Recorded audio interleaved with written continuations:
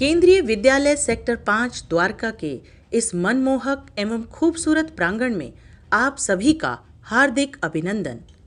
आज के इस महत्वपूर्ण दिवस अर्थात राष्ट्रीय खेल दिवस के अवसर पर आयोजित इस कार्यक्रम में आप सभी का हृदय की अतल गहराइयों से स्वागत अभिनंदन। आज 29 अगस्त है और यह दिन हॉकी के जादूगर के नाम से प्रसिद्ध भारत के महान हॉकी खिलाड़ी मेजर ध्यानचंद की जयंती के रूप में मनाया जाता है। इस दिवस का आयोजन खेलों को लेकर लोगों में जागरूकता फैलाने के लिए किया जाता है। कहा भी गया है, स्वस्थ खेल कर ही स्वस्थ तन और मन पाएगा, वरना शरीर का ढांचा बिगड़ जाएगा। खेल कूद द्वारा होता है स्वास्थ्य का निर्माण। जरूरी है खेल, क्योंकि स्वास्थ्य है जीवन का प्राण। राष्ट्रीय स्तर पर इस अवसर पर भारत में खेलों के क्षेत्र में विशेष योगदान देने वाले और उत्कृष्ट प्रदर्शन करने वाले खिलाड़ियों को राष्ट्रपति द्वारा राष्ट्रपति भवन में राष्ट्रीय खेल पुरस्कारों से सम्मानित किया जाता है। इन पुरस्कारों में राजीव गांधी खेल रत्न पुरस्कार, अर्जुन पुरस्कार, ध्यानचंद पुरस्कार और द्रोणाचार्य पुरस्कार शामिल हैं। इस अवसर पर खिलाड़ियों के साथ साथ उनकी प्रतिभा निखारने वाले कोचों को भी सम्मानित किया जाता है। आज हमारा सौभाग्य है कि इस अवसर पर हमारे बीच मुख्य अतिथि एवं सम्मानित अतिथियों के रूप में ऐसी ही 3 महान विभूतियां उपस्थित हैं। हम स्वागत करते हैं अर्जुन अवार्डी, विश्व एवं एशिया स्तर पर विभिन्न मेडल प्राप्त कर देश का गौरव बढ़ाने वाली श्रीमती छाया अडाग जी का। आपकी उपस्थिति से हम गौरवान्वित हैं महोदया, आपका हार्दिक अभिनंदन। हम स्वागत करते हैं द्रोणाचार्य अवार्ड प्राप्त करने वाले एवं देश को हॉकी के खिलाड़ी प्रदान करने वाले हमारे विशेष अतिथि श्री A.K. बंसल जी का, जिनकी उपस्थिति से आज के इस कार्यक्रम की शोभा में वृद्धि हुई है। आपका सुस्वागतम महोदय। हम स्वागत करते हैं श्रीमान देवेश चौहान जी का, जिन्होंने हॉकी के खेल के द्वारा देश का गौरव बढ़ाया एवं जिनके खेलों में अतुल्य योगदान के लिए उन्हें अर्जुन अवार्ड से सम्मानित किया गया। भारत एवं विश्व में जिन्होंने खेलों का महत्व बढ़ाया। आपकी उपस्थिति हमारे लिए सम्मान की बात है महोदय, आपका हार्दिक अभिनंदन। साथ ही इस विशेष अवसर पर विद्यालय प्राचार्य श्रीमान सतीश कुमार जी, उप प्राचार्य द्वय श्रीमती भारती मिश्रा एवं श्री रेणु गुप्ता जी का हार्दिक अभिनंदन, जिनके कुशल नेतृत्व में केंद्रीय विद्यालय सेक्टर 5 उन्नति पथ पर अग्रसर है। हम स्वागत करते हैं अपने अभिभावकों का, जिनके सहयोग से हमारे बच्चे इस महामारी के दौर में भी उत्कृष्ट प्रदर्शन कर रहे हैं। हम स्वागत करते हैं अपने सभी परोक्ष रूप से हमसे इस राष्ट्रीय खेल दिवस पर जुड़े हुए अपने विद्यार्थियों का, जो महामारी के इस संकट काल में भी अपनी ऊर्जा और ताकत के साथ लगातार धैर्य बनाए हुए अपनी पढ़ाई एवं दिए गए सभी क्रियाकलापों में अपना उत्कृष्ट योगदान दे रहे हैं। और आप सभी शिक्षकों का हार्दिक अभिनंदन, जिन्होंने इस कोरोना काल में योद्धाओं की तरह अपनी भूमिका को निभाया है और निभा रहे हैं। तो आइए आज के इस विशिष्ट अवसर पर हम अपने मुख्य अतिथि महोदय के आशीर्वचन प्राप्त करते हैं। बच्चों नमस्कार, मेरा नाम डॉक्टर A.K. बंसल है। मैं हॉकी कोच हूं और द्रोणाचार्य अवार्डी हूं। आज 29 तारीख है, 29 अगस्त, जो हम लोग पूरे भारत में खेल दिवस के रूप में मनाते हैं। तो ये 29 अगस्त जो खेल दिवस क्यों है, इसका सिग्निफिकेंस क्या है, इम्पोर्टेंस क्या है, तो मैं आपको बताना चाहता हूँ। बहुत सारे बच्चे इसको नहीं जानते होंगे कि खेल दिवस क्यों है। हमारे भारत में एक बहुत पुराने और महान खिलाड़ी हुए हैं, दादा ध्यानचंद, जिनके स्टैचू के पास मैं खड़ा हूँ इस समय। तो दादा ध्यानचंद, जो कि पूरी दुनिया उनको हॉकी के जादूगर के नाम से जानती थी। उनकी जो स्किल थी, खेलने की जो क्षमता थी, गोल करने की जो क्षमता थी, तो पूरी दुनिया उनको हॉकी का जादूगर बुलाती थी। और 29 अगस्त को उनका जन्मदिन होता है दादा ध्यानचंद का। तो फिर भारतीय सरकार ने, हमारी इंडियन गवर्नमेंट ने कुछ साल पहले ये फैसला किया कि हम 29 अगस्त को खेल दिवस के रूप में मनाएंगे। तो तब से ये शुरुआत हुई खेल दिवस की, और दादा ध्यानचंद का जन्मदिन जो है खेल दिवस के रूप में मनाया जाने लगा। ये स्टेडियम जहां हम खड़े हैं ये दादा ध्यानचंद के नाम पर ही है। और दादा ध्यानचंद सबसे पहले 1928 का जो ओलंपिक था जिसमें भारत ने गोल्ड मेडल जीता था, उसमें सबसे पहले खेले थे। बच्चों, आज तक 1928 से लेकर के आज तक सिर्फ 9 गोल्ड मेडल जीते हैं भारत ने, और उन 9 में से 8 गोल्ड मेडल हॉकी में जीते हैं। और उन 9 में से 3 ओलंपिक गोल्ड जो हैं वो दादा ध्यानचंद खेले थे 3 ओलंपिक्स में, और उनके समय में जीते गए थे।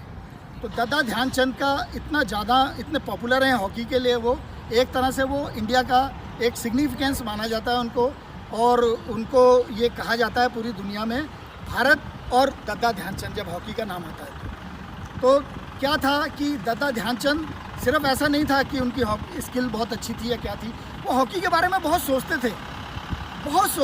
तो उनके एक साथी हैं बहुत क्लोज, उन्होंने ये कहा भी है कि दादा ध्यानचंद जो है हॉकी अपने कंधे से ऊपर से खेला करते थे। मतलब कहने का है कि वो इतना सोचते थे दिमाग से हॉकी के बारे में, स्किल्स के बारे में, अपनी कैसे किसको डॉज करना है, कैसे गोल करना है, क्या, तो वो बहुत सोचते थे। तो मेरा भी ये मानना है कि खेल जो है वो हमेशा हमारी सोच के साथ चलता है। ऐसा नहीं होता कि अगर हम बहुत तगड़े हैं, हमारी स्किल बहुत अच्छी, तो हम अच्छे प्लेयर बन जाएंगे। उसके साथ हमें दिमाग का इस्तेमाल भी करना है। तो वो दिमाग हमारा कब तेज होता है? जब हम पढ़ाई करते हैं साथ में। तो पढ़ाई, खेल, ये सब एक दूसरे के पूरक हैं, एक दूसरे के साथ साथ चलते हैं ये। तो ये जो हम लोग, जैसे आप लोग हो अभी स्कूल में हो, तो आप लोगों को भी ये सोचना है हमेशा कि हमें सिर्फ पढ़ाई नहीं करनी या हमें सिर्फ खेल नहीं खेलना है, हमें दोनों चीज़ें करनी है, ताकि हम आगे इसमें अच्छे बने अपने खेल में, और जितना हमारा दिमाग तेज होगा उतने ही हम अच्छे खेल में भी होंगे। ये ऐसी सोच है। आज अभी वर्ल्ड में बहुत सारे कंट्रीज़ ऐसे हैं जहाँ पर दादा ध्यानचंद के स्टैचूज़ लगे हुए हैं। जैसे ऑस्ट्रिया एक कंट्री है छोटा सा, वहाँ उसकी राजधानी है वियना।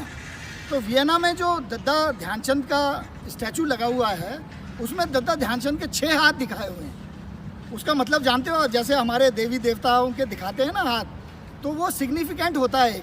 इसी तरह दादा के 6 हाथ दिखाए हुए हैं, तो उसका मतलब है उसका मतलब है दादा ध्यानचंद इतने स्किलफुल थे, इतना तेज खेलते थे, इस तरह से स्किल्स करते थे कि 6 हाथ भी कम पड़ जाएं, वो 2 हाथों से किया करते थे। ये ऐसी सोच थी। तो इस तरह से दादा जो है गेम को इतना ऊपर लेके गए। हम आज तक भी, चाहे आज हमारा कोई मेडल है या नहीं है, लेकिन हम एक बड़ी ताकत माने जाते हैं पूरी दुनिया में हॉकी के लिए। तो ये उन्होंने हमें इस मुकाम तक पहुंचाया। दादा ने हॉकी के सहारे हमारे देश को पहुंचाया। आप लोग भी अपने घर से हमेशा निकलें बाहर, एक्सरसाइज करें, थोड़ा सा खेलें। और इस खेल दिवस का मतलब ही यही है कि सबको खेलना है अपने शरीर के लिए, अपनी जो हेल्थ है उसके लिए, फिटनेस के लिए। और मेरा ये कहने का मतलब नहीं है कि आप हॉकी खेलें सिर्फ, मेरा मतलब है कहने का कि आप कोई भी गेम खेलें, एक्सरसाइज करें, लेकिन आप घर से बाहर ज़रूर निकलें। और वो घर से बाहर निकलना ही आपके लिए, आपके शरीर के लिए, आपके स्वास्थ्य के लिए ज़रूरी होगा। तो मैं आपको बहुत शुभकामनाएं देता हूं खेल दिवस के ऊपर। आज खेल दिवस है, और सिर्फ खेल दिवस को ही खेल नहीं खेलना है आपने, बल्कि आपने हमेशा खेलना है। और साथ ही साथ मैं आपको अब इंट्रोड्यूस कराना चाहता हूं, एक बहुत बड़ी हस्ती है हमारे यहाँ, जो मिस्टर M.K. कौशिक हैं। जब हमने 1980 में इंडियन हॉकी टीम ने लास्ट ओलंपिक जीता था हॉकी में, तो उस टीम के सदस्य हैं mister M.K. Kaushik. Kaushik ji please आइए। कौशिक जी ना केवल ओलंपिक गोल्ड मेडलिस्ट हैं, द्रोणाचार्य अवार्डी हैं, अर्जुन अवार्डी हैं, और इंडिया टीम के कोच रहे हैं बहुत समय। जो 1998 में एशियन गेम्स में हम जीते थे, मेन टीम हमारी, उसके भी कोच थे। तो कौशिक साहब, मैं आपसे निवेदन करूंगा कि 2 शब्द बच्चों को आज के दिन आप जरूर बताएं। मेरे मित्र आदरणीय बंसल साहब, डॉक्टर बंसल साहब द्रोणाचार्य अवार्डी हैं, और बहुत एयर इंडिया में काम करके हिंदुस्तान में कई फिलिप टिर्की से लेके कई प्लेयरों ने इंटरनेशनल पैदा किए हैं, ओलंपियन पैदा किए हैं। बहुत बड़ा कंट्रीब्यूशन है। मैं सहयोग भी सर, आप मेरे को इतनी इंपॉर्टेंट दे रहे हैं, उसके लिए मैं आपका नहीं सर, आज 29 अगस्त जो हमारा दादा ध्यानचंद के नाम से जो स्पोर्ट्स दिवस मनाया जाता है, मैं समझता हूँ ये बहुत बड़े ऑनर की बात है। हम सब हॉकी प्लेयर्स के लिए बहुत बड़ी ऑनर की बात है। और दादा मीन्स इंडियन हॉकी मीन्स दादा। It was like this. और दादा का जब नाम लेते हैं तो रोंगटे खड़े हो जाते हैं। उनकी परफेक्शन, उनकी स्किल्स इतनी मास्टर थी कि जिसके नाम से जब हॉकी स्टिक था ना, इसको स्टिक नहीं बोलते थे, जादू की छड़ी बोलते थे, क्योंकि इनके साथ बॉल अटकती थी तो चिपकी रहती थी। और आपको याद है जैसे सर ने अभी बताया कि जब 28 में जब ओलंपिक मेडल जीते दादा थे, 5 गोल हुए फाइनल में, तो इनको एक जॉब ऑफर की गई हिटलर द्वारा कि आप यहाँ पे आके मार्शल बनिए या मार्शल बनिए। और उस शख्स ने कहा नहीं, मेरा हिंदुस्तान पहले है। तो उसने कहा हिंदुस्तान ने आपको क्या दिया? तो देन दादा सेट के ये इम्पोर्टेंट नहीं है कि हिंदुस्तान ने हमको क्या दिया, पर मैंने हिंदुस्तान को क्या दिया, ये महत्व रखता है। इन बातों से मैं भी जज्बाती हो जाता हूँ और समझता हूँ कि जो मार्गदर्शन हमें ध्यानचंद ने दिया है वो आज हम उसको फॉलो करें और उसका नाम रखें, उनकी शौहरत रखें, उनके दिन पे हम हॉकी शुरू करें और अच्छा खिलाड़ी बने और उनके मार्ग पे चलें। इसके साथ साथ मैं बहुत बहुत शुक्रिया, आपने मुझे बुलाया और मैं आपसे बात कर सका। और मैं बहुत उत्सुक हूँ आपसे बात करके जानने के लिए कि आप लोग कितना दिलचस्पी लेते हैं गेम में। और भी सब स्पोर्ट्स खेलें, गेम जरूर खेलें, मैनेज करें स्टडी के साथ, गेम जरूर खेलें गेम, और स्पोर्ट्स में एक्टिव रहिए। ये मेरी आपको विशेष हैं। And all the best you for 29 अगस्त की बहुत बहुत शुभकामनाएं and all the best. Thank you thank you. Kaushik ji, thank you. नमस्कार, मैं Chhaya Yadav, Arjuna awardee, world and Asian games medallist.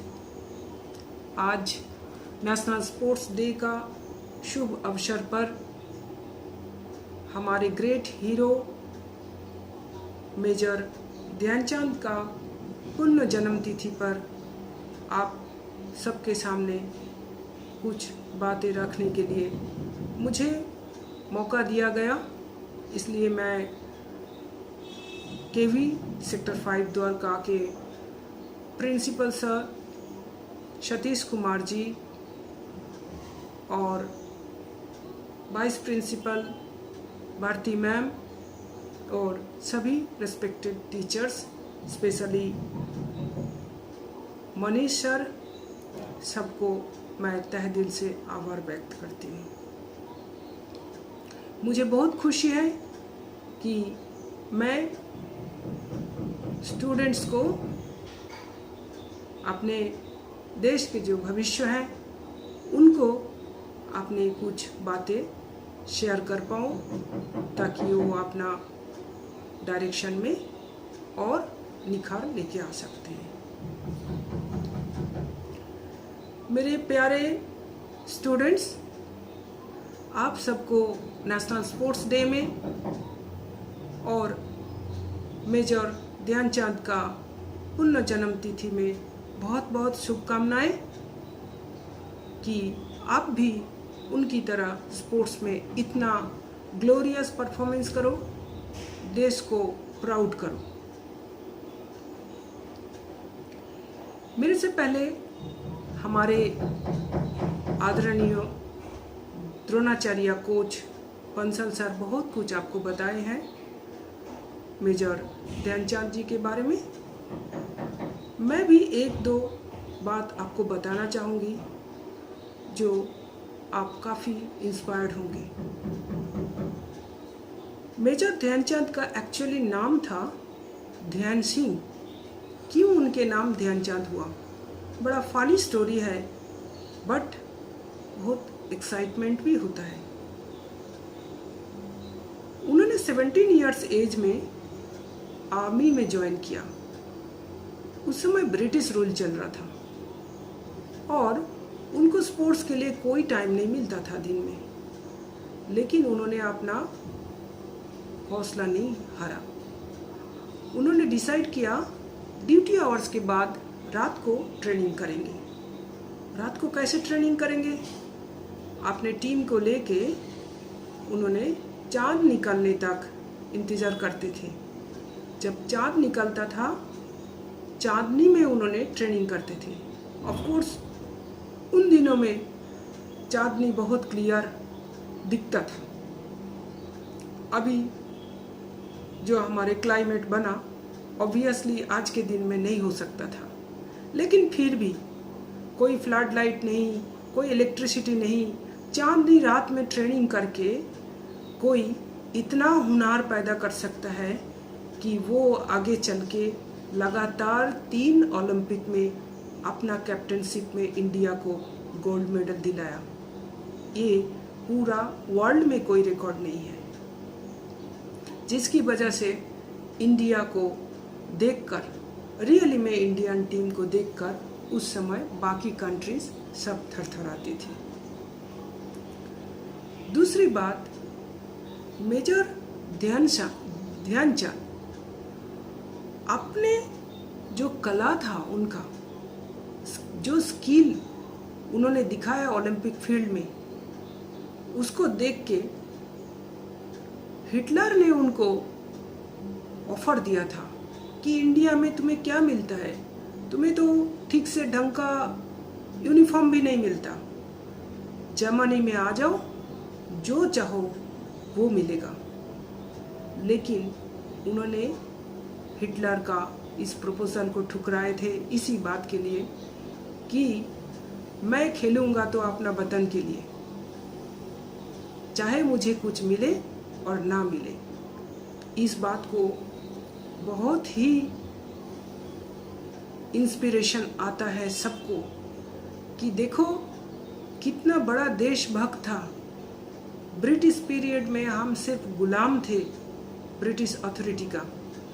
हमारे देश के जो भी अच्छा चीज़ें होते थे वो सिर्फ ब्रिटिशों के लिए होते थे, हम सिर्फ उनका सेवक थे। और इसी हालत में रह के उन्होंने पूरा विश्व को दिखा के आए कि हम सबसे स्ट्रांग हैं। इसलिए हमारे लिए बहुत बड़ा इंस्पिरेशन है सभी स्पोर्ट्स के लिए, नॉट ओनली हॉकी के लिए। दूसरा, हमारे आज स्पोर्ट्स डे में अगर हम डॉक्टर अभिनव बिंद्रा के लिए कुछ बातें नहीं डिस्कस किया तो आज का ये स्पोर्ट्स डे बेमानी रहेगा। मैं अभिनव बिंद्रा को पहला दिन से जानती हूँ जब वो first day Tughlakabad shooting range में आए थे। उनका एक अजीब सा सिचुएशन था कि वहाँ पर किसी एक इंटरनेशनल कंपटीशन का ट्रायल चल रहा था। मैं भी उसी ट्रायल में थी और उस समय पेपर में निकला था मिस्टर डिलन, जो ओलंपिक शूटर थे, डिलन साहब अभिनव बिंद्रा का कोच था। पेपर में आया था कि अभिनव बिंद्रा ने 600 आउट ऑफ 600 स्कोर किया एयर राइफल में। इसी बात पे नेशनल राइफल एसोसिएशन उनको मौका दिया था कि वो ट्रायल में ज्वाइन करें। लेकिन इंडिया में उस समय तक कोई ऐसे स्कोर सोच नहीं सकते थे। तब बड़ा क्यूरियोसिटी बना सब में। तुगलकाबाद शूटिंग रेंज में 10 meter range, 50 meter range, 25 meter range, trap and skeet range, सारे शूटर्स सारे रेंज छोड़ के 10 मीटर में आके हाजिर हुआ और अभिनव बिंद्रा का अकेला का ट्रायल चल रहा है, बाकी किसी के साथ नहीं, क्योंकि वो तो क्वालिफाई करके नहीं आए थे ना ट्रायल में, वो तो ऐसे ही बाहर से आए थे ट्रायल के लिए, और हम नेशनल से क्वालिफाई करके आए थे ट्रायल के लिए। उसको अकेला एक 11-12 साल का बच्चा ट्रायल दे रहा है और पूरा शूटिंग फील्ड का सारे लोग उसके पीछे खड़े हो गए। उस दिन वो काफ़ी नर्वस हो गया। उसको देख के समझ में आ रहा था कि ही वॉज वेरी नर्वस।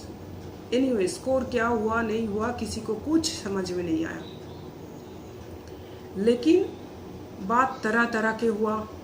काफ़ी लोगों ने क्रिटिसाइज़ किया और वो जो है ना, जब भी शूटिंग रेंज में आते थे वो चुपचाप गाड़ी से निकलता था, किसी तरफ नहीं देखते थे, सिर्फ अपना रोड देखता था और अपना लेन में जाके बैठ जाता था। पूरा का ट्रेनिंग कंप्लीट करके सीधा निकल करता था। एक सिंगल आदमी मैंने नहीं देखा कभी वो किसी को विश किया या किसी का विश लिया या वो किसी से कोई बात किया। कई दफ़ा मैंने भी उसको विश किया और काफ़ी हम लोग डिस्कस करते थे, अरे यार ये कैसा है, हम विश भी करते हैं तो विश का रिस्पॉन्स नहीं देता। लेकिन आज मैं समझ रही हूँ he is correct, he was correct that day. हम लोग तो इधर उधर की बातें करते रह गए और वो टोटल फोकस था, उसने प्रूव कर दिया। इंडिया में टोटल 9 गोल्ड मेडल है ओलंपिक का, उसमें से 8 मेडल है हॉकी का टीम इवेंट में, और एक ही सिंगल गोल्ड मेडल है डॉक्टर अभिनव बिंद्रा का, और उसी के लिए उनको डॉक्टर टाइटल दिया गया। इसमें एक चीज़ और बताना चाहती हूँ बच्चों, कि कुछ लोगों का सोच है कि बहुत ज़्यादा पैसा वाला फैमिली से बच्चे इतना अचीव नहीं करते, लेकिन अभिनव बिंद्रा एक एग्जाम्पल है। His father is one of the richest man in India, और उसके बावजूद भी वो इतना डिसिप्लिन, इतना डिसेंट बॉय मैं आज तक किसी को नहीं देखी। मैं बहुत स्पोर्ट्स फील्ड में घूमी हूँ, लेकिन मैं आज तक उसके जैसा किसी को नहीं देखी, और तभी तो वो एक्सेप्शनल, तभी तो वो इंडिविजुअल गोल्ड मेडलिस्ट है। एनीवे, अभी कुछ चीज़ें आपको स्पोर्ट्स के बारे में बता दूं जो आपका इंफॉर्मेशन ये आप काम में लगा सकते हो। देखिए, खेलो इंडिया का स्कीम में आज के डेट में 50,000 sports person going under training in Sai, और उनका ट्रेनिंग के लिए फॉरेन से भी काफ़ी कोचेज आए हैं, और उनको फॉरेन ट्रिप में भी लेके जाता है कि बेस्ट प्लेयर, किसी भी इवेंट का जो भी बेस्ट प्लेयर है वो किसी भी कंट्री का है तो उनके अंडर में ले जाकर उनको ट्रेनिंग कराया जाता है ताकि उनका मोटिवेशन हो। दूसरा, खेलो इंडिया स्कीम में जो भी है उनका टोटल खर्चा फ्री है, खाने का, रहने का, जाने का, इवन घर में जाता है, घर में जाके जो डाइट लेता है उसके लिए भी गवर्नमेंट खर्चा देता है। वो घर से कैंप में आता है, कैंप से घर में जाता है, कंपटीशन जाता है, आता है, उसके लिए गवर्नमेंट एयर फेयर देता है, उनका लाइफ इंश्योरेंस देता है, उनका मेडिकल इंश्योरेंस देता है। उनको आगे अगर मानो बच्चे नहीं बने स्पोर्ट्स में चैंपियन तो क्या करेंगे, उनका भी different type of skill development का प्रोग्राम है। अब फिट इंडिया, फिट इंडिया में फिट इंडिया का मुहिम क्यों चलाया कि जब तक फिट नहीं होंगे तब तक स्पोर्ट्स में अचीवमेंट नहीं होगा। और सर्वे में देखा गया कि होल वर्ल्ड में इंडिया में सबसे ज़्यादा लोग कोई भी एक्सरसाइज नहीं करते। मानो कि 70% people of India never do any exercise. ये बहुत खतरनाक बात है। इस बात को समझाने के लिए मैं छोटा सा एक एग्जांपल दूंगी।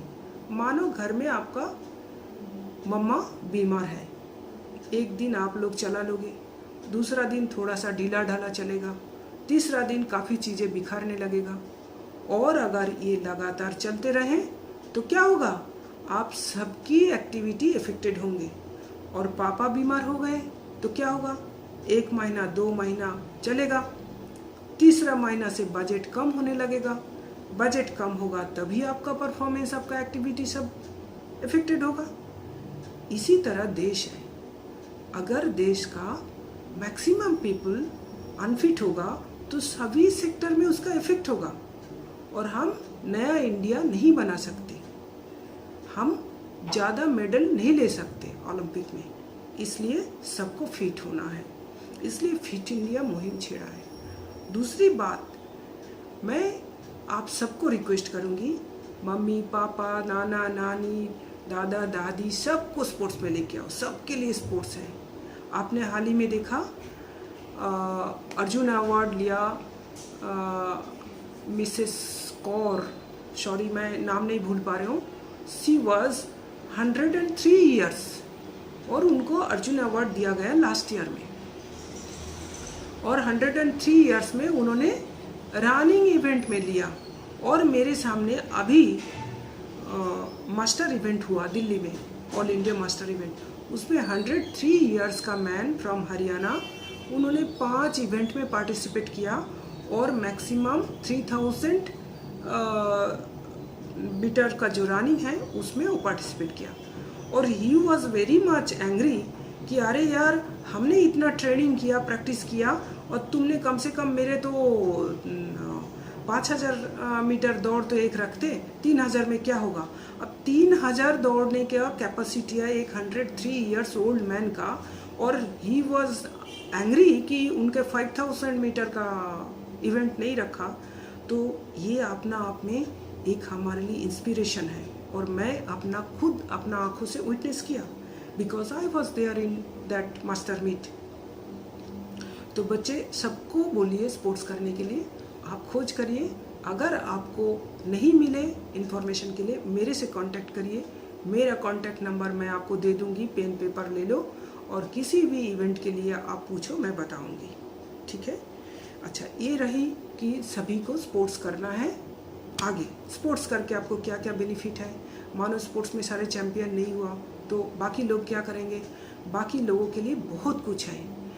Sports psychologist, sports medicine, sports physiotherapist, sports dietitian, आपको sports goods manufacturing, sports goods import export, आपको sports trainer, sports management course कर सकते हो, आप बीपीएड कर सकते हो, एनआईएस कर सकते हो।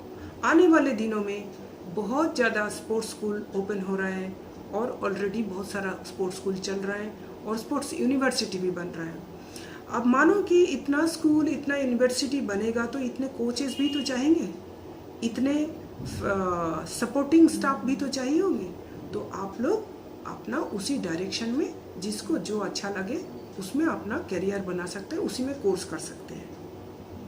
आगे आपको सर्विस में क्या है, सेंट्रल गवर्नमेंट का सारे डिपार्टमेंट में 5% कोटा है, और स्टेट गवर्नमेंट बहुत सारे स्टेट में जैसे कि हरियाणा है, दिल्ली है, यूपी है, पंजाब है, इसमें 3% स्पोर्ट्स कोटा रखा है सारे सर्विस में। और अभी आप जो स्टूडेंट हैं, जैसे 12th पास होकर आप कॉलेज में जाओगे, कॉलेज में हर एक कॉलेज में स्पोर्ट्स कोटा है। स्पोर्ट्स कोटा में आपको एडवांटेज क्या है कि आपको जो कट ऑफ मार्क है उससे भी कम भी होगा तो भी आपको स्पोर्ट्स कोटा में एडमिशन हो जाएगा। आप चाहे आईआईटी में जाए, चाहे एसएससी में जाए, चाहे यूपीएससी, जो आपको स्पोर्ट्स में काफ़ी अपॉर्चुनिटी है।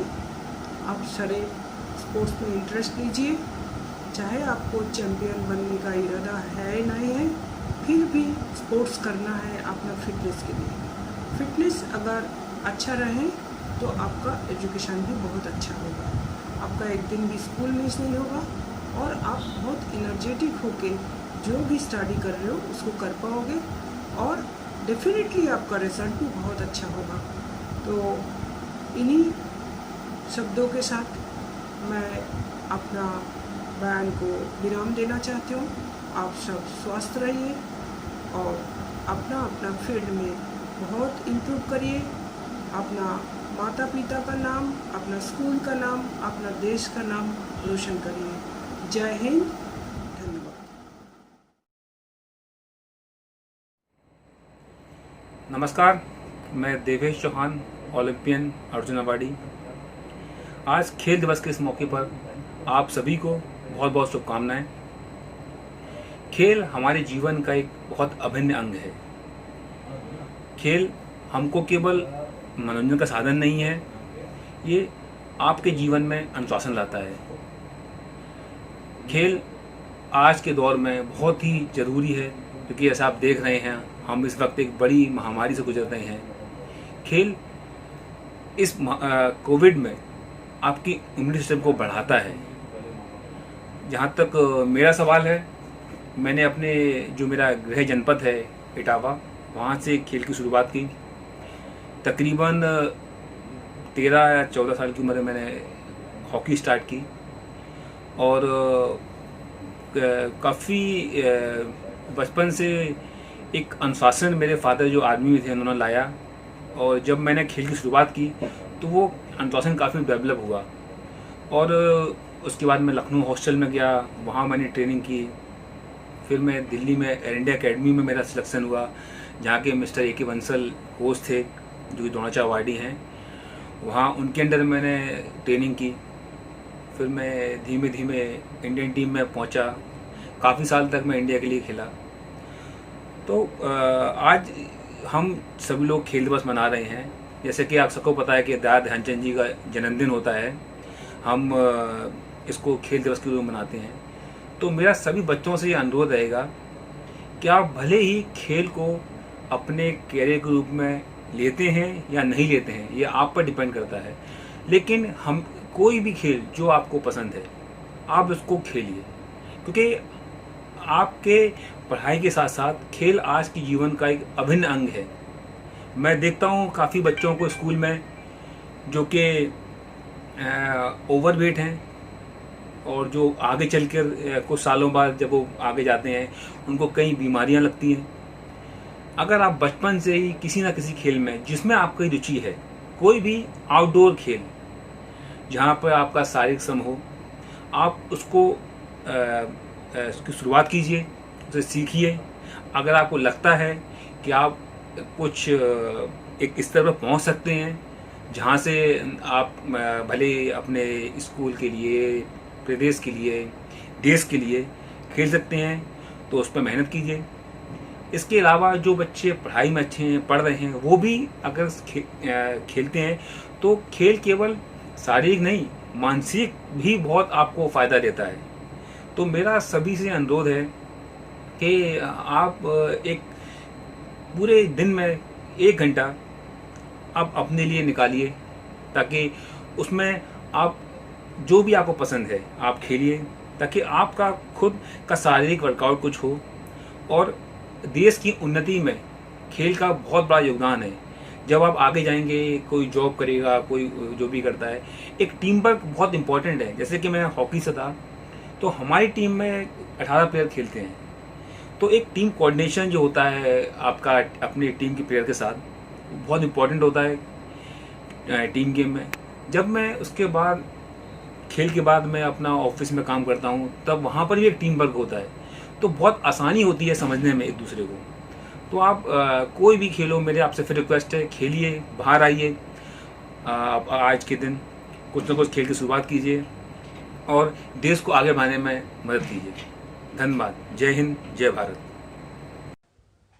हम सब के लिए यह अत्यंत ही गौरव का क्षण है कि भारतीय टीम के 31 वर्षीय तेज गेंदबाज ईशांत शर्मा को इस वर्ष अर्जुन अवार्ड के लिए चुना गया है। क्रिकेट के बेहतरीन खिलाड़ियों में से एक ईशांत शर्मा ने टीम इंडिया के लिए 97 टेस्ट व 80 वनडे मैचों में 400 से ज़्यादा इंटरनेशनल विकेट लिए हैं। हम भारत की शान ईशांत शर्मा को इस अवसर पर हार्दिक बधाई व शुभकामनाएं देते हैं कि वे इसी तरह प्रगति पथ पर अग्रसर होते हुए देश का गौरव बढ़ाएं। यह हमारे लिए बहुत ही गर्व की बात है कि ईशांत शर्मा जी ने केंद्रीय विद्यालय सेक्टर 5 के विद्यार्थियों के लिए खेल दिवस के इस अवसर पर अपना शुभकामना संदेश भेजा है। Hello children, I am wishing you a very happy sports day. So stay fit, stay healthy. God bless you all.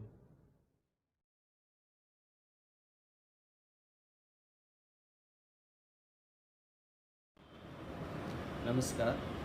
राष्ट्रीय खेल दिवस पर आप सभी को शुभकामनाएं।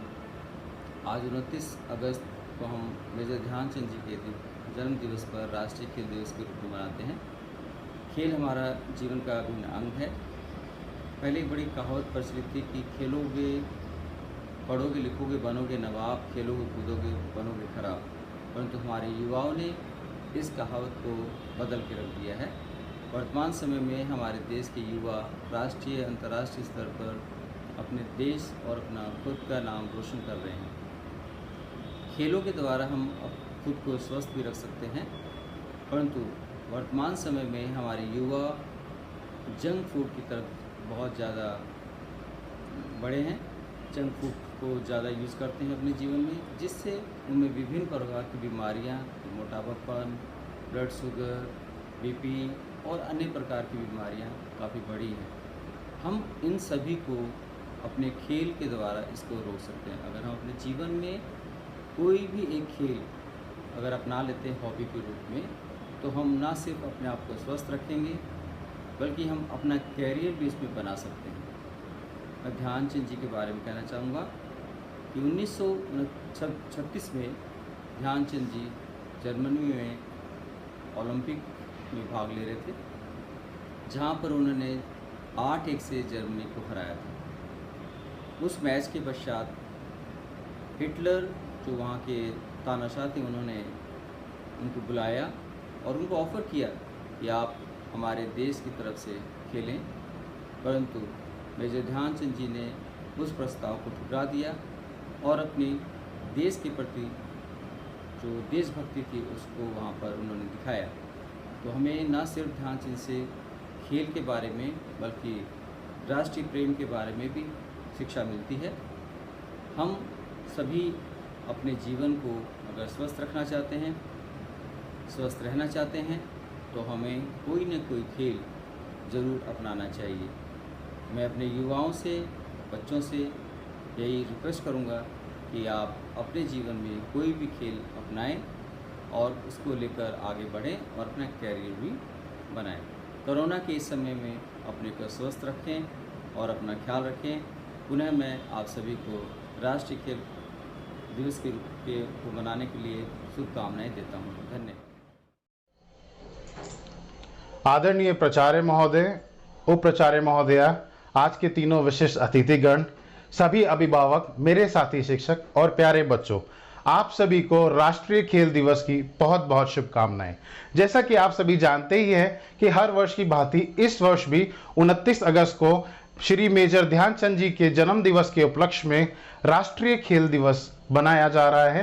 तो इस बार कोरोना महामारी के कारण हम लोग जो है स्कूली तौर पे उसे नहीं बना पा रहे हैं, तो वर्चुअली हम लोग टेक्नोलॉजी को फॉलो करते हुए आपके साथ जुड़े हैं। मैं धन्यवाद फिर से करना चाहूँगा एक बारी दोबारा से मुझे इस रिस्पॉन्सिबिलिटी को देने का और साथ ही आप लोगों से जुड़ने का।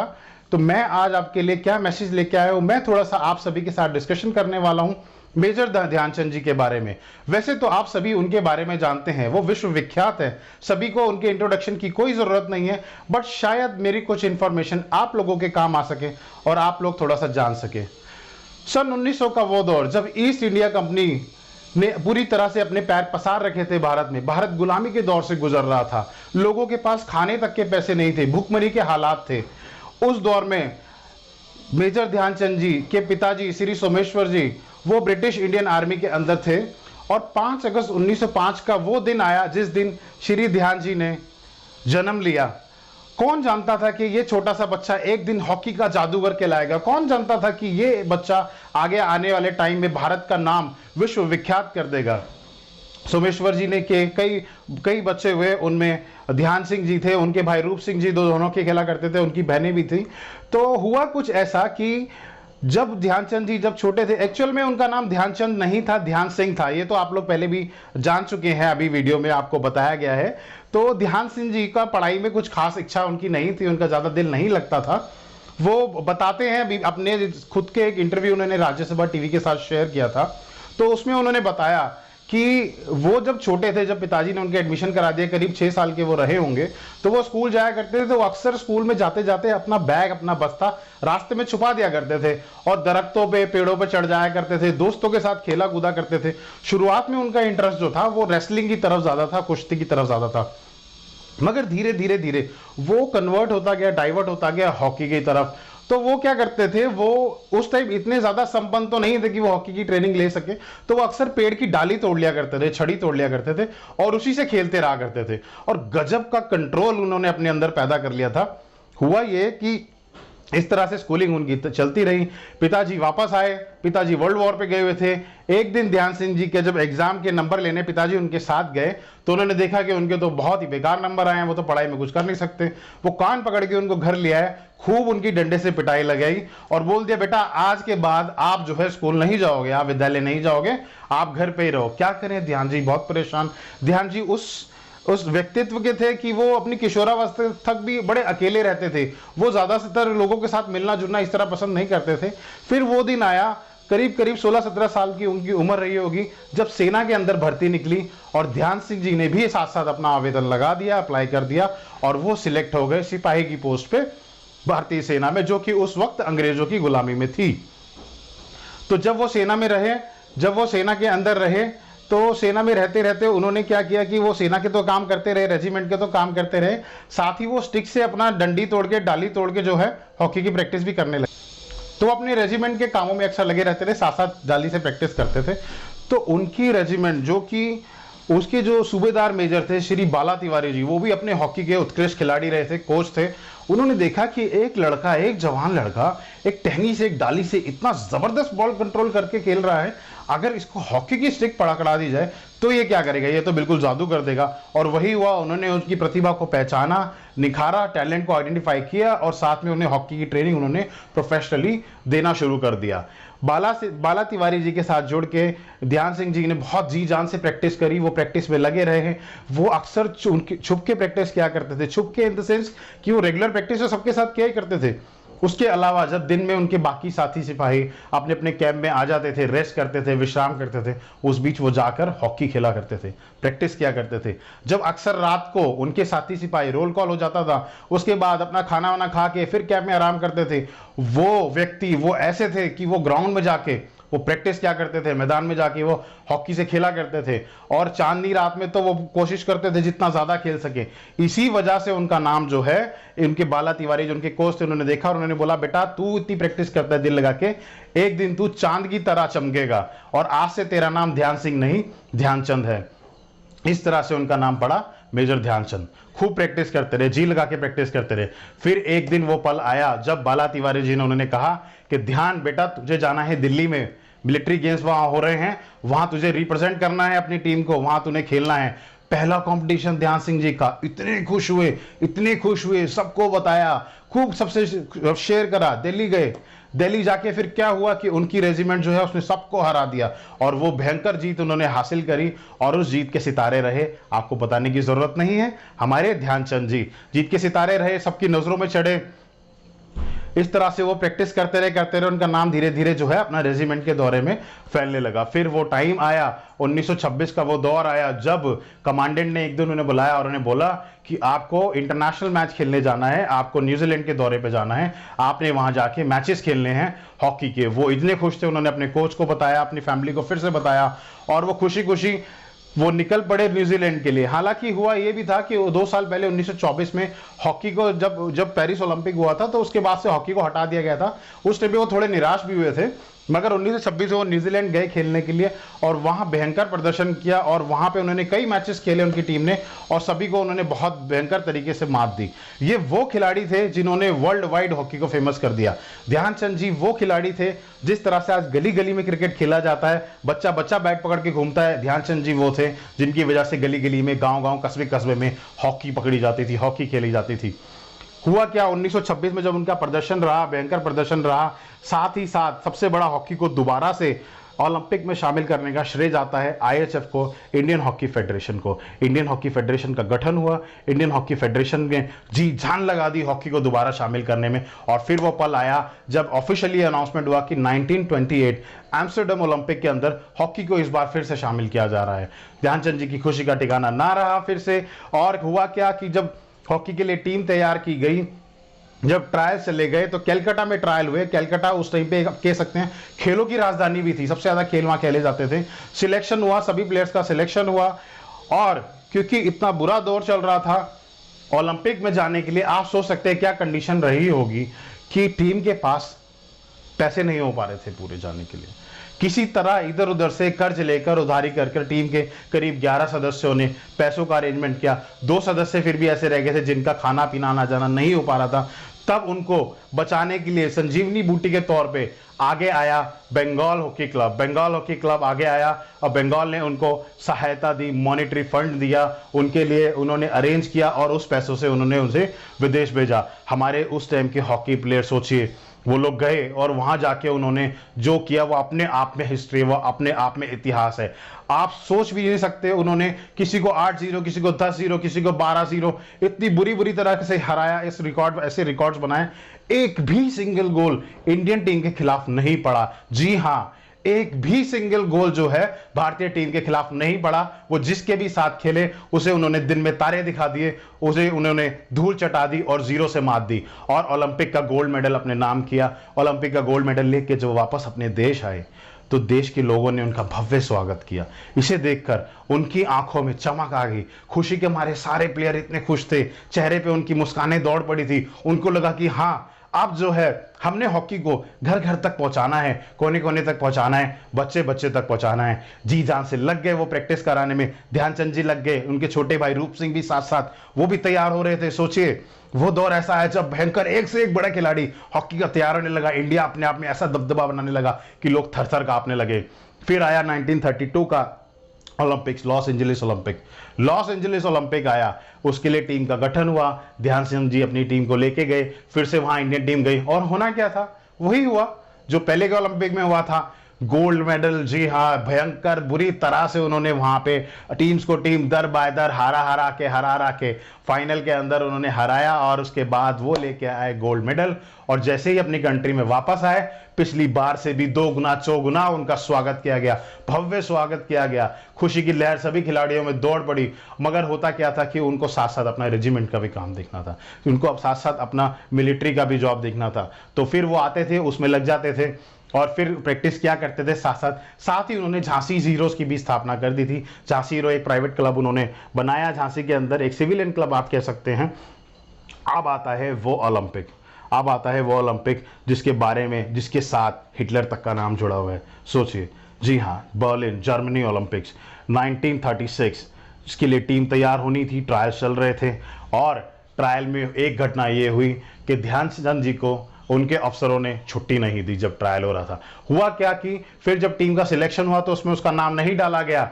जब नाम नहीं डाला गया तो इसके ऊपर बहुत ज़्यादा बवाल हुआ, फिर बहुत ज़्यादा इस पे डिस्कशन हुआ और फिर निकल के ये आया कि उन्होंने बोला, जो उनके अफसर थे, कि ध्यानचंद को ट्रायल देने की क्या ज़रूरत है, वो तो अपने आप में एक महान खिलाड़ी है। बट क्योंकि एक प्रोटोकॉल होता है तो उनका ट्रायल देना बनता था। किसी तरह उनकी छुट्टी को सैंक्शन किया गया, उनको टीम का कप्तान बना के भेजा गया। एक्चुअली कप्तान उन्हें बनाने से पहले उनके एक साथी खिलाड़ी को बनाया जा रहा था, मगर उस खिलाड़ी ने ध्यानचंद जी, जैसे ही उनको पता लगा कि ध्यानचंद जी आ रहे हैं तो उन्होंने कप्तानी छोड़ दी, क्योंकि यही एक स्पोर्ट्स स्पिरिट होती है। उनको पता था कि हमारे कप्तान अच्छे हो, कौन हमारी टीम को साथ लेके चलेंगे आगे।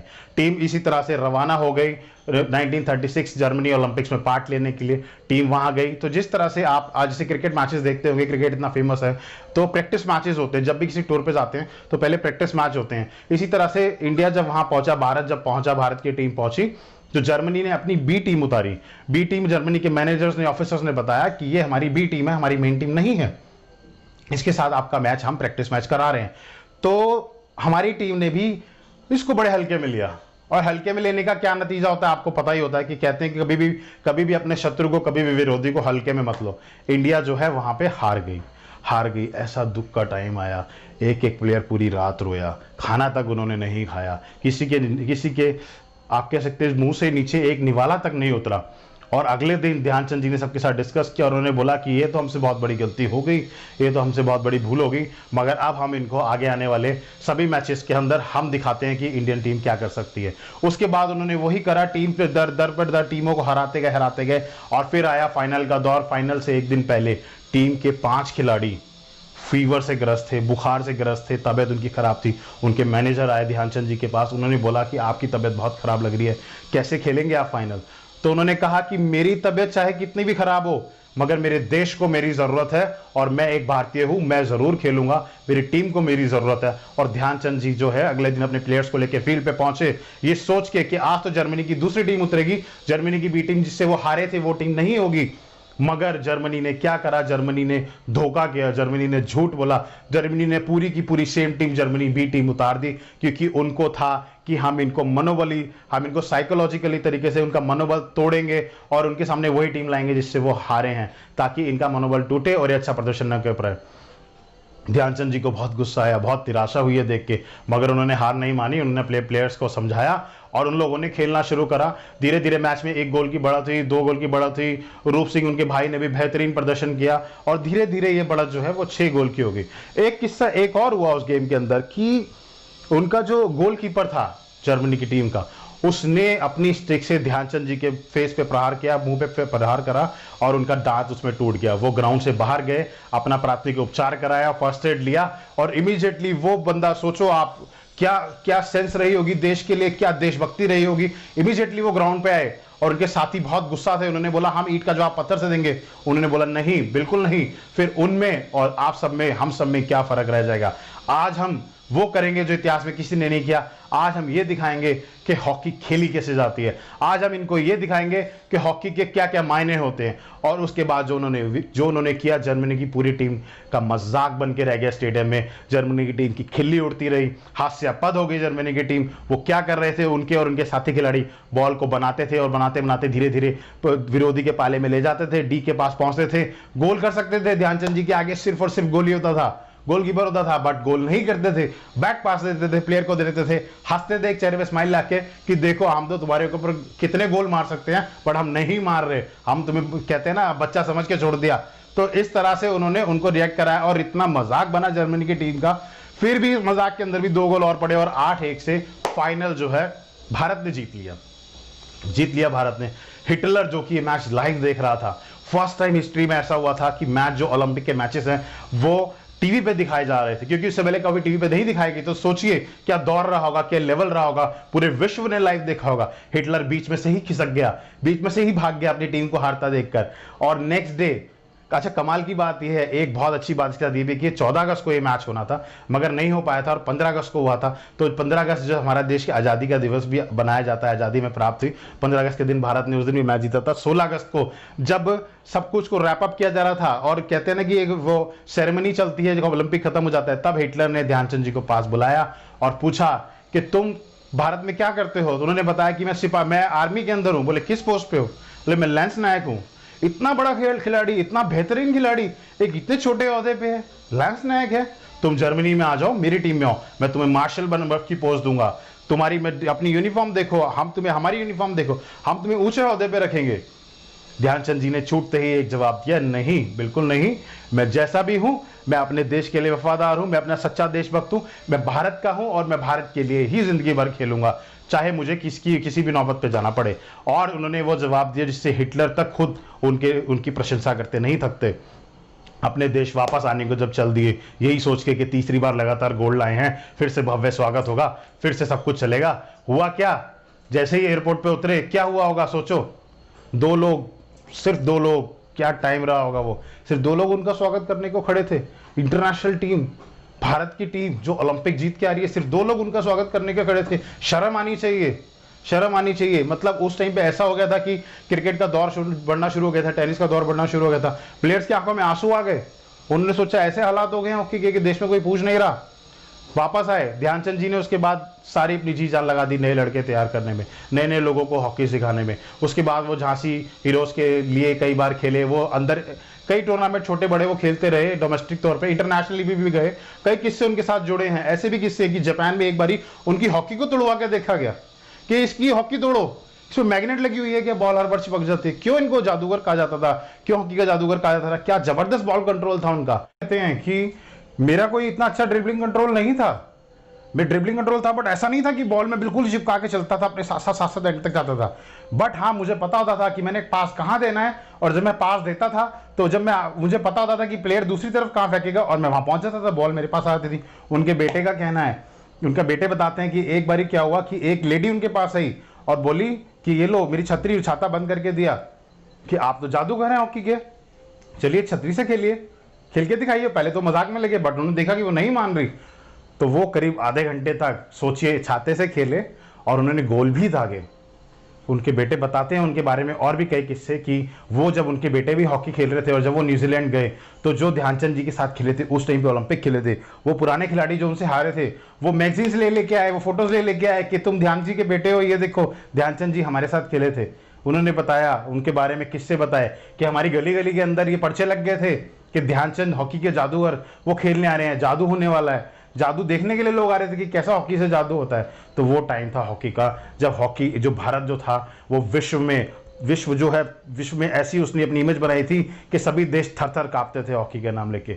हुआ क्या, एक बारी उनका इंटरव्यू के लिए एक रिपोर्टर उनके पास पहुंचे जब वो आप कह सकते हैं जब वो रिटायर हो चुके थे, फोर्स से रिटायर हो चुके थे, और उसकी फोर्स के रिटायरमेंट के कुछ टाइम बाद ही उनको पद्म भूषण अवार्ड से भी नवाजा गया। तो एक रिपोर्टर उनके पास पहुंचे उनके इंटरव्यू लेने के लिए, और जब इंटरव्यू लेने के लिए उन्होंने पास टेप रिकॉर्डर भी था, और उन्होंने इनका करीब 1 घंटे इंटरव्यू लिया, और उसके बाद उन्होंने बोला, दादा क्या मैं एक आपकी फ़ोटो खींच लूँ, एक तस्वीर खींच लूँ? तो उन्होंने कहा नहीं नहीं बिल्कुल नहीं। उन्होंने शालीनता से मना कर दिया, बिल्कुल तस्वीर मत खींचना।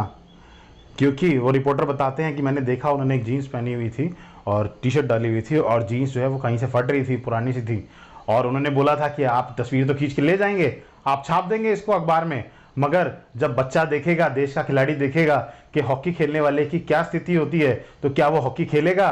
देश में हॉकी को क्या क्या महत्व दिया जाता है, क्या फाइनेंशियल कंडीशन आप सोचो क्या रही होगी कि वो हॉकी पकड़ेगा? और नहीं, वो दूसरे गेम की तरफ जाएगा। तो इसलिए उन्होंने मना कर दिया और उनकी तस्वीर नहीं खींची गई। अंत में वो दौर भी आया जब उन्हें देख के, भारत की स्थिति देखते हुए उन्हें बहुत दुख हुआ, बहुत दुख होता था कि हॉकी धीरे धीरे ख़त्म होती जा रही है। 74 साल की उम्र में ध्यानचंद जी का निधन हो गया। लीवर कैंसर से वो ग्रसित थे। उन्हें झांसी मेडिकल कॉलेज में एडमिट कराया गया, वहाँ से कुछ फ़र्क नहीं दिखने पे उनको दिल्ली लेके आया गया, एम्स में एडमिट कराया गया। तब एक रिपोर्टर, एक कमेंटेटर और वहाँ गए थे, तो उन्होंने भी बताया कि उन्होंने जाके देखा कि ध्यानचंद जी को जनरल वार्ड में डाला हुआ है, नॉर्मल वार्ड में डाला हुआ है। उन्होंने जाके बोला, शर्म करो तुम लोग, ध्यानचंद जी इतने बड़े खिलाड़ी, ओलंपिक मेडल लेके आए, तुमने इनको नॉर्मल डिप्स में डाला हुआ है, ऐसे ट्रीटमेंट तुम लोग करोगे? ऐसे ट्रीटमेंट तुम लोग करोगे? और उन्होंने उसके बाद न भारत टाइम्स को, टाइम्स ऑफ इंडिया के अंदर खबर छपी है, और उसी बीच उनका स्वर्गवास हो गया। आज का दिन बहुत ही खुशी का दिन भी है कि उनका जन्म दिवस है, उनकी याद में मनाया जाता है, उनको हर वर्ष याद किया जाए। आप सभी के लिए मैं अंत में एक मैसेज देते हुए अपनी वाणी को विराम देना चाहूँगा कि कोई भी खेल खेलिए, चाहे बच्चा हो या बूढ़ा, चाहे जवान हो, चाहे मेल हो या फीमेल हो, सभी को कोई ना कोई स्पोर्ट्स एक्टिविटी करना चाहिए, कोई ना कोई फिजिकल एक्सरसाइज करते रहना चाहिए, ताकि आप लोग जो है फिट रहें, हिट रहे। जय हिंद, जय Bharat. Good morning to all of you. Today we all are celebrating National Sports Day on the birth anniversary of the legend Major Dhyan Chand. National Sports Day is celebrated to spread the awareness of the importance of games and sports in one's life. Games and sports are most beneficial to develop confidence and discipline. It develops and increases the capacity of the children to deal with the problems, success, failure which comes in their life. Major Dhyan Chand was a great hockey player and greatest in the history of sports. Major Dhyan Chand was born in 1905 in Allahabad, and his father was in British Army. Major Dhyan Chand as a child, as a kid, showed many qualities, natural capabilities in him, but his hockey skill and talent was nurtured when he joined army. As you all know that army life is very tough, but Major Dhyan Chand, he carried on all his army duties in daytime and waited for the moon to come. It is said that his actual name was Major Dhyan Singh, but he used to wait for the moon to come so that the court is visible, the field is visible, and he could practice. That is the reason that some of his friends and the Indians added Chand word to him. As you all know, the meaning of Chand is moon in Hindi, and so that Chand word is added to Major Dhyan Chand. Major Dhyan Chand is also known as a magician, hockey magician, because his goal scoring capacity was extraordinary and his ball control was superb. It is said that once in an army tournament, when he scored 3 goals in 4 minutes, the spectators, they could not believe their eyes, and it is really just too impossible. And one more thing, now I would like children to tell you some facts about Major Dhyan Chand's play. Once when Dhyan Chand was playing match in Netherlands, the hockey authorities had a doubt that some magnet is fit to his hockey, and that is why He is so accurately passing and he is performing all his skills and controlling the ball so nicely. They could not get anything. It was just his skills, his talent and his ability, his practice. Major Dhyan Chand won 3 gold medals for India in Olympics in 1928, in 1932 and in 1936. In 1936, when the final match of Olympics was going on between Germany and India, Hitler was also watching the match. And India won by 8-1 in that Olympics, winning the gold medal. Hitler wanted to buy the stick of Major Dhyan Chand, but he refused to do so. Hitler called him and offered marshal post in Germany army, but Major Dhyan Chand refused. He said he is an Indian and he will serve for India. Hitler asked, what India has given you? You are still a major. The reply from Dhyan Chand was, it is not important what the country is giving to me. It is important what I am giving to the country. And so I would like to remain in India only and serve for India. Such was the spirit, such was a good citizen he was. Children, we have to learn a lot from him. And we should also be so much dedicated, so much active and so much involved in all the activities and a good citizen. Now finally, I would like to say that the great legend is not with us now, but the legend Dhyan Chand will always be on in India, continuously inspiring many hockey players and all the citizens of India. Finally, I would like to conclude by telling you that he retired from his army after serving for 34 years, and immediately after his retirement he was awarded with Padma Bhushan. So children, we should also be getting some inspiration from him, and I request and I expect that all of you will also involve in some or the other type of activities. Keep yourself fit, and if not professionally, but still you must join some sports to develop many qualities which will serve you lifelong. And finally, I wish you all a very happy National Sports Day. Jai Hind!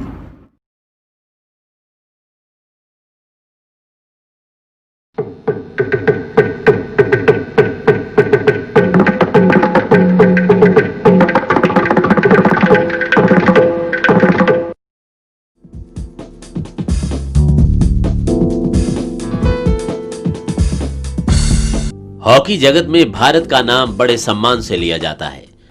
भारतीय hockey खिलाड़ियों की मौजूदा पीढ़ी जहां Asian games, Commonwealth games, SAF games तथा अन्य अंतर्राष्ट्रीय स्पर्धाओं में प्रशंसनीय प्रदर्शन दिखाती चली आ रही है, वहां भारत के पूर्व हॉकी खिलाड़ियों ने ओलंपिक्स जैसे खेल कुंभ में भारत के लिए स्वर्ण पदक जीतकर विश्व हॉकी इतिहास में सुनहरी पन्ने जोड़े हैं। भारतीय हॉकी आकाश के सितारों का जब जिक्र होता है तो Jaipal Singh, Roop Singh, Eric Pinniger, KD Singh Babu, Udham Singh, Balbir Singh senior, colonel Iftikhar Dara, Vijay Peter, Leslie Claudius, Shankar Laxman, RS. Gentle, Prithipal Singh, Ajitpal Singh, colonel Balbir Singh, Mohammed Shahid, Surjeet Singh, Devendra Singh Garcha, Ashok Kumar, Surinder Sodhi, Pargat Singh एवं धनराज पिल्ले का नाम अग्रिम पंक्ति में आता है। लेकिन कैप्टन ध्यानचंद हॉकी के इन सितारों में ध्रुव तारा बनके उभरते हैं। ध्यानचंद जी को भारतीय हॉकी का जन्मदाता माना जाता है। इनका जन्म 29 अगस्त सन 1905 को इलाहाबाद के राजपूत घराने में हुआ। कुछ वर्षों बाद ये परिवार झांसी जा बसा और दादा ध्यानचंद ने बाकी का अधिकांश जीवन वहीं गुजारा। बचपन से ही ध्यानचंद जी को हॉकी से लगाव था। अपने छोटे भाई रूप सिंह और दूसरे साथियों के संग मोहल्ले की गलियों, घर की छतों और आसपास के ऊबड़ खाबड़ मैदानों पर अपनी प्रिय खेल को खेलते रहे। मात्र 16 वर्ष की आयु में कैप्टन ध्यानचंद ने दिल्ली में एक सिपाही के तौर पर आर्मी में नौकरी शुरू की और वहां कड़ी मेहनत के साथ अपनी खेल को और निखारा। आखिर अप्रैल 1927 में वो पहली बार आर्मी की ओर से न्यूजीलैंड के दौरे पर गए और अपना खेल जादू दिखाना प्रारंभ किया। जब हिंदुस्तान की टीम गई न्यूजीलैंड खेलने के लिए तो एक लोकल टीम के साथ हिंदुस्तान की टीम खेल रही थी और फर्स्ट हाफ में कोई गोल न कर सकी, जो कि दर्शकों को बड़ी हैरानी थी। वजह उसकी ये थी कि घास बहुत बड़ी बड़ी थी, जैसा दादा ध्यानचंद ने अपनी किताब में गोल में लिखा है। तो बॉल को पास करना, एक दूसरे को देना बहुत मुश्किल था। और उससे भी ज़्यादा दिलचस्प बात यह है कि जो ट्राइबल कम्युनिटी थी न्यूजीलैंड में माओरीज़ की, वो लोग भी काफ़ी संख्या में मैच देखने आए थे और उन्होंने कुछ जादू टोना सा भी कर रखा था, जो पहले ज़माने में ये बहुत रिवाज था कई मुल्कों में। तो दादा ध्यानचंद रूप सिंह को जादू टोना की तो ना कोई नहीं परवाह थी, लेकिन घास की ज़्यादा परवाह थी। और फर्स्ट हाफ के बाद दादा ध्यानचंद और रूप सिंह ने ये बात की कि हम लोग को क्या करना चाहिए, एक गोल भी नहीं हुआ है, घास बहुत बड़ी है, कैसे खेलना चाहिए। तो दादा ध्यानचंद ने अपने भाई रूप सिंह से कहा कि हम लोग बॉल ऊपर ऊपर खेलेंगे, बॉल को ज़मीन पे ना ही आने दें। और ऐसे ही हिंदुस्तान की हॉकी टीम ने किया। 5 गोल मारा उन्होंने लोकल टीम के खिलाफ सेकेंड हाफ में और न्यूजीलैंड के लोग आश्चर्यजनक हो गए। 1928 में दादा ध्यानचंद एम्स्टर्डम में पहली ओलंपिक्स खेले और स्वर्ण पदक जीता। लॉस एंजलिस में हुई 1932 की ओलंपिक्स में अमेरिका के होम ग्राउंड पर यूएसए को 24-1 से पराजित कर विश्व रिकॉर्ड बनाया। 2 मार्च 1934 को वो भारतीय हॉकी टीम के कप्तान बने, जिसने वेस्टर्न एशियाटिक गेम्स में भाग लिया। अप्रैल 1935 में जब उन्होंने न्यूजीलैंड और ऑस्ट्रेलिया का दौरा किया तो भारत की टीम, जिसने कुल मिलाकर 584 गोल किए, उनमें से ध्यानचंद जी ने 201 गोल किए और उनके भाई रूप सिंह ने 185 गोल किए। 1936 में बर्लिन ओलंपिक्स में भारतीय टीम ने उनके नेतृत्व में जर्मनी को फाइनल्स में करारी हार दी और हिटलर देखते रह गए। हॉकी के जादूगर ध्यानचंद जी ने लगभग 30 वर्ष तक भारतीय टीम के लिए ऐतिहासिक खेल खेला। जब फाइनल खेला हिंदुस्तान जर्मनी से हॉकी में, तो हिंदुस्तान ने शिकस्त दी जर्मनी को और हिटलर साहब जो मैच देख रहे थे वो ये बात ना देख सके। और उस दिन से हिटलर के दिमाग में ये बात आई कि मेरा ऐसा मानना कि वाइट एक सुपीरियर रेस है, वो गलत है और बिल्कुल गलत है। तो वो इतने खुश हुए हिंदुस्तान की हॉकी टीम के खेल देख करके कि उन्होंने ध्यानचंद साहब और पूरी टीम को खाने पर बुलाया। उन्होंने न्योता दिया, हिंदुस्तान की टीम गई। और मैंने जब यहाँ पर ध्यानचंद साहब थे NIS में आए वो, तो उनसे मैंने पूछा कि आपकी एडोल्फ हिटलर से क्या बात हुई जब आप उनके आमने सामने थे। तो वो हंस करके बोले, उन्होंने कहा कि बात तो बहुत दूर की बात है, मैं तो उसके आँख में आँख डाल करके देख भी नहीं सकता था, इतना खौफ था उनके चेहरे पर। तो मैं बहुत हंसा और वो खुद भी हंसे। I have known Dhyanchand, Major Dhyanchand I will call, for about 45 years, and from very close quarters, but from very close nearness with him as a player, as a coach, as a selector of national hockey teams, and then ultimately as a friend. My appraisal about Mr. Dhyanchand is that first of all he was a very good human being, excellent human being. He was a very simple person in his lifestyle. There was no ostentation about him, nothing. He was not foppish. And then, because these qualities are normally not found in people who are recognized as heroes in a country, because of these qualities he became more popular, not only among the people of his own generation, but even the youngsters, even the older people who were senior to him in age. He was a very lovable man as a human being. I have never known him thinking of harming anybody, never. And he never lost temper on the ground and off the ground, never. He played against very tough European teams. He played against very tough American teams in those days, but he never lost temper and he never tried to hit anybody.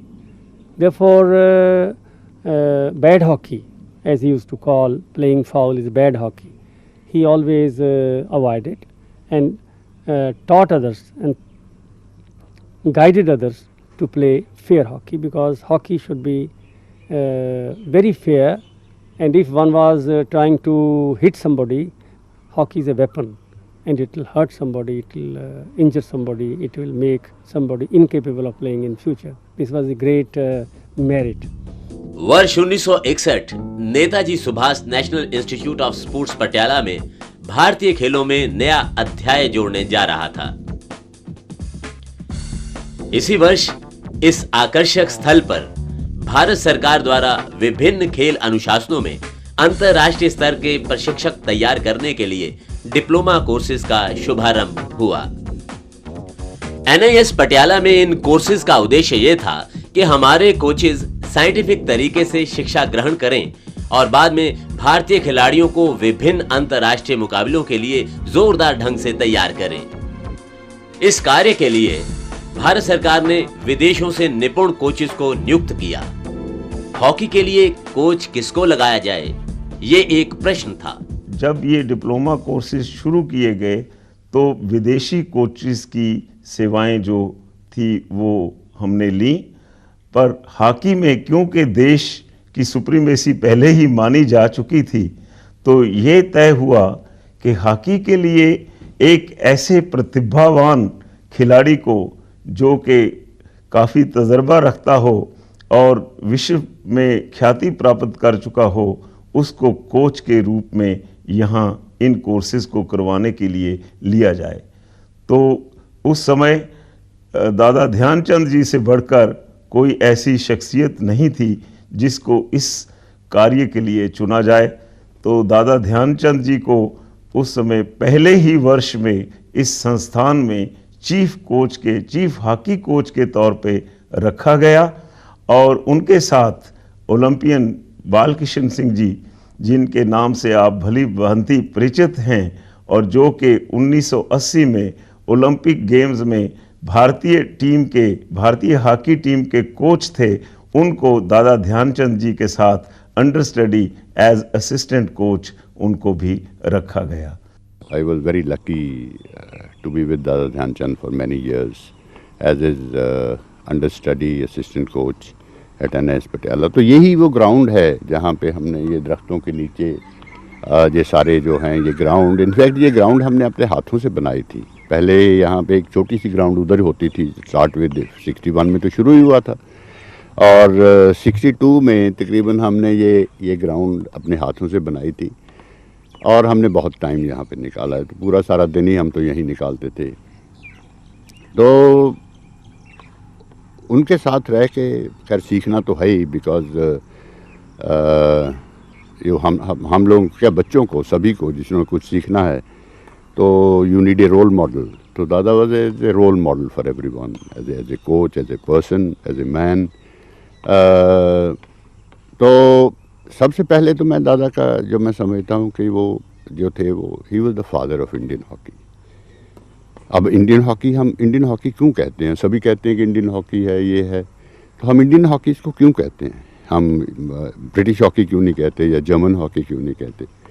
Indian hockey ये जो थी इसमें ये skilful hockey है। अभी भी लोग Pakistan hockey नहीं कहते, वही पुरानी इंडियन हॉकी सब याद है सबको, और वो है हमारा style of play which is different than the European style of play. Their style is hitting and running, and our style is more based on skills, based on the mastery of skills actually. That's the right word I should use. तो दादा जो थे वो Indian hockey के मैं समझता हूँ कि फादर थे, क्योंकि उन्हीं से एक्चुअली जो सारी स्किल्स वो हुए, रूप सिंह हुए उनके ब्रदर, इन्हीं से ये इंडियन हॉकी की स्किल्स जो हैं वो डेवलप हुई हैं। और उसके पहले हॉकी खेली जाती थी लेकिन उस लेवल तक नहीं। और अपनी जो इंडियन हॉकी फेडरेशन है, जैसे मान लीजिए, तो ये भी उसी ज़माने में बनी थी। 1926 में हमारी आर्मी टीम पहली न्यूजीलैंड गई थी और न्यूजीलैंड की सक्सेस के बाद इंडियन हॉकी फेडरेशन 1927 में बनी और 1928 में हमारी पहली ओलंपिक टीम गई थी एम्स्टर्डम और वहाँ से हमने गोल्ड मेडल जीता। उसके बाद भी गोल्ड मेडल हमने जीता। लेकिन ये जो इंडियन हॉकी जिसको हम स्किल्स कहते हैं, वो ये लोगों ने डेवलप की। दादा ध्यानचंद दुनिया के सर्वोत्तम सेंटर फॉरवर्ड थे। उनके हाथ में हॉकी स्टिक जादू की छड़ी का रूप धारण करती थी। उनकी खेल शैली में कला कौशल, साहस और पूर्वाभास का अनूठा संगम था। He was always known that he had an eye at the back because he could see the whole field, and that I analyzed later what really it is. When working with him as a coach, I analyzed that before the ball comes to you, you should know where to pass the ball. That means you should study the surroundings before the ball comes to you, otherwise it's too late. You must know where the opponents are before the ball comes to you, where the opponents are, where your players are. Only then when you get the ball you can pass it. Otherwise, when you have the ball, you have no time to look where to pass the ball. So that is what he really meant by third eye. I analyzed it later and made it a theory. जिस वक्त मैं अपने school में पढ़ता था लाहौर, तो सुना करते थे कि सर ध्यानचंद जी ओलंपिक खिलाड़ी थे और उनको जादूगर कहा जाता था। तो हम भी मान जाते थे भाई हाँ वाकई शायद जादूगर ही होंगे। लेकिन जैसे हम बड़े हुए, हॉकी सर्कल में आए, तो कॉलेज में चले गए, तो फिर उनके दर्शन भी हुए। और खुशकिस्मती ये है कि 1946 में मैं उनके साथ बगल में रहते थे। हम, मेरे ब्रदर और वो दोनों साथ साथ उनके बंगले थे फिरोजपुर कैंट में। तो उनसे मुलाकात वहाँ पे हुई, उनकी खेल भी देखी, उनके साथ भी खेले। और लकीली वो मेरे कोच भी रहे हैं NAS पटियाले में, जबकि मैं कोर्स करने गया था कोचिंग का। तो वो मेरे कोच थे, नहायत आदमी इज़्ज़त वाले, और रिस्पेक्ट दूसरों के वो करते थे, ख़ुद भी करवाते थे। एंड वो जो मैंने देखा सिखलाई करते वक्त, उनका रिस्ट वर्क जो था, रिस्ट बहुत चौड़ी थी। और इसी तरह से उनकी कोई, जब वो स्टिक हॉकी खेलते थे तो उनकी स्टिक नहीं होती थी, वो रिस्ट से ज़ोर लगाते थे।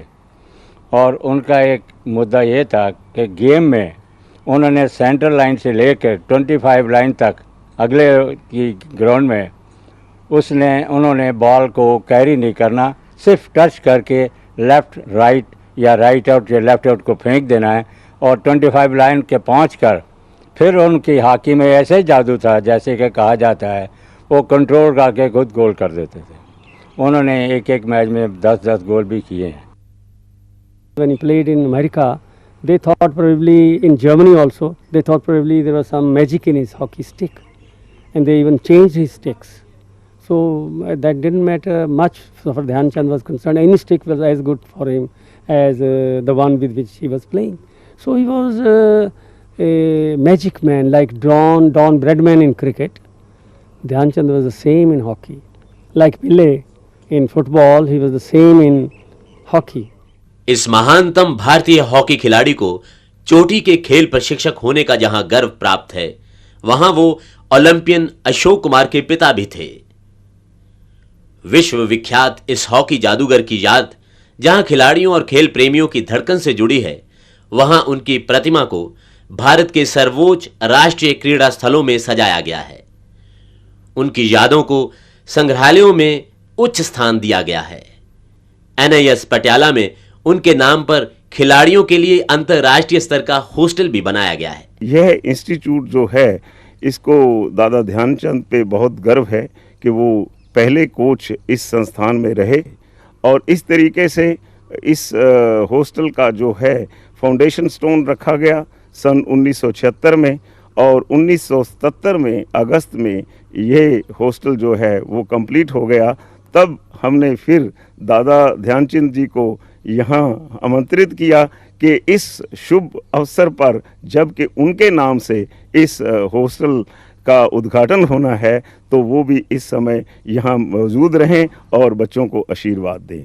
तब 29 अगस्त 1977 को उनके 72वें जन्मदिन पर इस हॉस्टल का उद्घाटन उनकी मौजूदगी में किया गया। यह इस संस्थान के लिए बड़े गर्व की बात थी।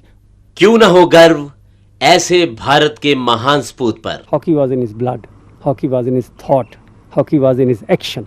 उनके बाद मेरे ख्याल में या मेरे दिमाग के मुताबिक इतना अच्छा सेंटर फॉरवर्ड नहीं पैदा हो सका। He was a very satisfied man. कोई उनको प्रॉब्लम नहीं थी कभी, मतलब प्रॉब्लमें होती हैं, सभी को होती हैं, but he never showed it and he lived his life to the full. जैसे वो कहते हैं कि हम दादा रात को खाना खाया, उसके बाद उन्होंने बिलियर्ड भी खेलना है, फिर आके सोएंगे। I mean that type of.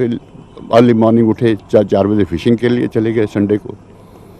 तो he enjoyed life, he enjoyed every aspect of life and according to me he was a very great soul and a great person. Hockey जगत की इस महान विभूति को, उनकी खेल निष्ठा को, उनकी प्रशंसनीय खेल शैली को एवं हॉकी जादूगर दादा ध्यानचंद द्वारा भारत के लिए रचे गौरवमयी इतिहास को पूरा भारत नमन करता है। नमस्कार। Respected principal sir, vice principal ma'am, learned colleagues and my dear students, today we are celebrating online National Sports Day on account of birthday of our hockey wizard Major Dhyanchand. So at the very outset I want to thanks to Principal Sir who gave me the opportunity to be a part of this program, and I want to share something about fitness and wellness through sports here. हमारे दिमाग में हमेशा fitness और wellness और health को लेकर के कुछ कन्फ्यूजन्स रहते हैं, बस मैं उन्हीं बेसिक चीज़ों के बारे में थोड़ी सी बात करूंगा। तो सबसे पहले हम फिटनेस और वेलनेस के बीच में डिफरेंस क्या है वो जान लेते हैं। फिटनेस एक्चुअली एक कॉन्सेप्ट है, एक टर्म है जो बॉडी से जुड़ा हुआ है। It is actually the ability of performing the physical activities, यानी हमारी बॉडी कुछ एक्टिविटीज परफॉर्म कर पाती है, जैसे रनिंग है, स्विमिंग है, जिम में वर्कआउट है। जो जितना ज़्यादा कर पाता है यानी कि वो उतना फिट माना जाता है, उसकी बॉडी इतनी स्ट्रांग है। ये हुई बात फिटनेस की। अब हम जानते हैं फिटनेस के साथ वेलनेस का क्या लिंक है या कैसे डिफरेंस है इसके साथ। वेलनेस का लिंक हेल्थ के साथ है, यानी एवरी काइंड ऑफ हेल्थ, जिसमें आपका मेंटल हेल्थ आता है, सोशल हेल्थ आता है, स्पिरिचुअल हेल्थ है, फिजिकल हेल्थ है। So all types of health are included in the wellness. तो आप इसका सीधा सीधा मतलब समझिए कि wellness is a broader term which covers, which involves your whole life. और फिजिकल फिटनेस क्या है, वो आपका सिर्फ बॉडी को से जुड़ी हुई एबिलिटी है।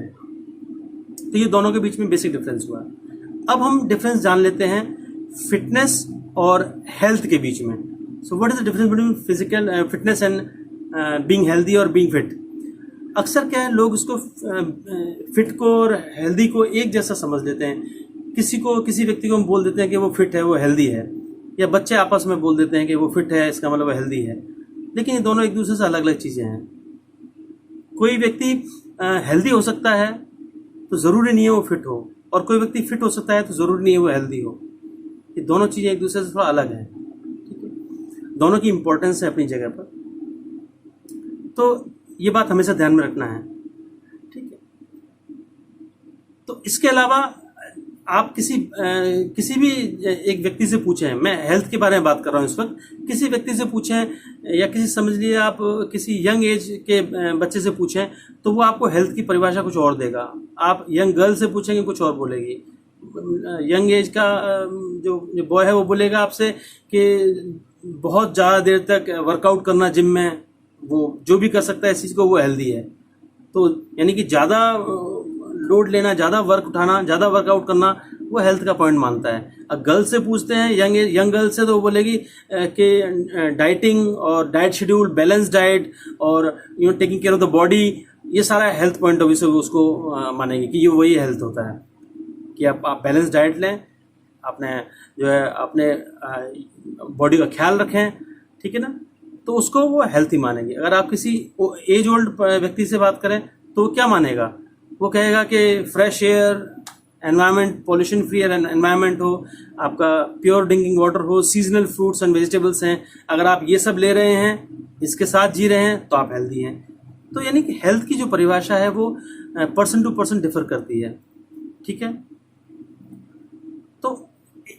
तो फिर ये आउटकम निकल के आता है। तो हेल्दी क्या हुआ फिर? एक्चुअली हेल्दी सबका मिक्सचर है। हेल्दी लाइफ का मतलब हो गया कि अगर आप एक बैलेंस डाइट ले रहे हैं, आप एक पॉल्यूशन फ्री एनवायरनमेंट में जी रहे हैं, आप जिम में वर्कआउट नहीं पर थोड़ी बहुत एक्सरसाइज भी कर रहे हैं, यानी आप जो तीन लोगों ने अलग अलग बातें बताई, उन तीनों का आपको कंबाइन करना पड़ेगा, तब आपका हेल्थ का पॉइंट निकल के आएगा और हेल्थ का मीनिंग निकल के आएगा। यानी कि थोड़ी थोड़ी एक्सरसाइज करना, थोड़ा बैलेंस डाइट लेना और अच्छे एनवायरनमेंट में, पॉल्यूशन फ्री एनवायरनमेंट जीना, इन सबको मिला करके आपकी जो लाइफ बनती है वो हेल्दी लाइफ बनती है, ठीक है। तो इस तरह से आपका हमने फिटनेस और वेलनेस के बीच में डिफरेंस को देखा और फिटनेस और हेल्थ के बीच में हमने डिफरेंस को देखा। अब हम जो नेक्स्ट पॉइंट पर आते हैं कि क्या बेनिफिट हैं, फिट होने के क्या बेनिफिट हैं। जैसे अगर आप फिट हैं तो उसका फ़ायदा क्या मिलेगा। कई बार लोग बोलते हैं क्या ज़रूरत है एक्सरसाइज करने की, लेकिन आपको उसके फ़ायदे हैं। जो व्यक्ति छोटी मोटी एक्सरसाइज करता है, थोड़ी बहुत एक्सरसाइज करता है, योगा करता है, एरोबिक्स करता है या ब्रिस्क वॉकिंग करता है, साइकिलिंग करता है, कुछ भी छोटी मोटी एक्सरसाइज आपको जरूर करनी चाहिए। अगर वो करता है तो उसका फ़ायदा ये है कि वो फुल डे एनर्जेटिक फील करता है, उसका एनर्जी लेवल हाई रहता है, उसकी वर्किंग एफिशिएंसी हमेशा इम्प्रूव्ड रहती है, वो काम को करते में थकान महसूस नहीं करेगा और हाई एनर्जी लेवल के साथ उस काम को सटीक तरीके से और बिना गलती, कम से कम गलती करते हुए उस काम को पूरा कर देगा। इसके कंपैरिजन में जो एक्सरसाइज नहीं करता वो हमेशा लेथार्जिक, जल्दी थकने वाला और काम में गलतियां करने वाला, इस टेम्परामेंट के साथ उसका दिन चलता है। तो इसका मीनिंग है, यानी कि आपका जो फिजिकल फिटनेस है, that boost your attitude, that boost your mood, वो आपको बहुत एक्टिव रखता है पूरे दिन। ये आपका फायदा है फिजिकल फिट रहने का। नाउ ये हमने इस बात को जान लिया। एक छोटी सी बात और जान लेते हैं कि आपको किन बातों का ध्यान रखना है। जैसे आपको लगता है कि मुझे भी फिजिकल फिटनेस के लिए कोई ना कोई एक्टिविटी शुरू कर देनी चाहिए, कभी नहीं किए अब तक तो अब कर देनी चाहिए। तो इससे ऐसा नहीं किसी को देख के आपने अचानक कोई भी एक्सरसाइज शुरू कर दें बिना सोचे समझे, ये आपके शरीर के लिए आपके लिए नुकसानदायक हो सकता है। It may lead to the serious injuries. तो उसमें क्या कई सारी बातें हैं जो आपको ध्यान रखनी होती हैं। जैसे सबसे पहले आपको ध्यान ये रखना चाहिए कि don't compare yourself to the others, you are unique in the world. आप पूरी दुनिया में आप यूनिक हैं, आपकी एबिलिटीज अलग हैं सबसे, और हर व्यक्ति एक दूसरे से अलग बनाया है। तो आप किसी के साथ कंपीट मत कीजिए, कंपेयर मत कीजिए।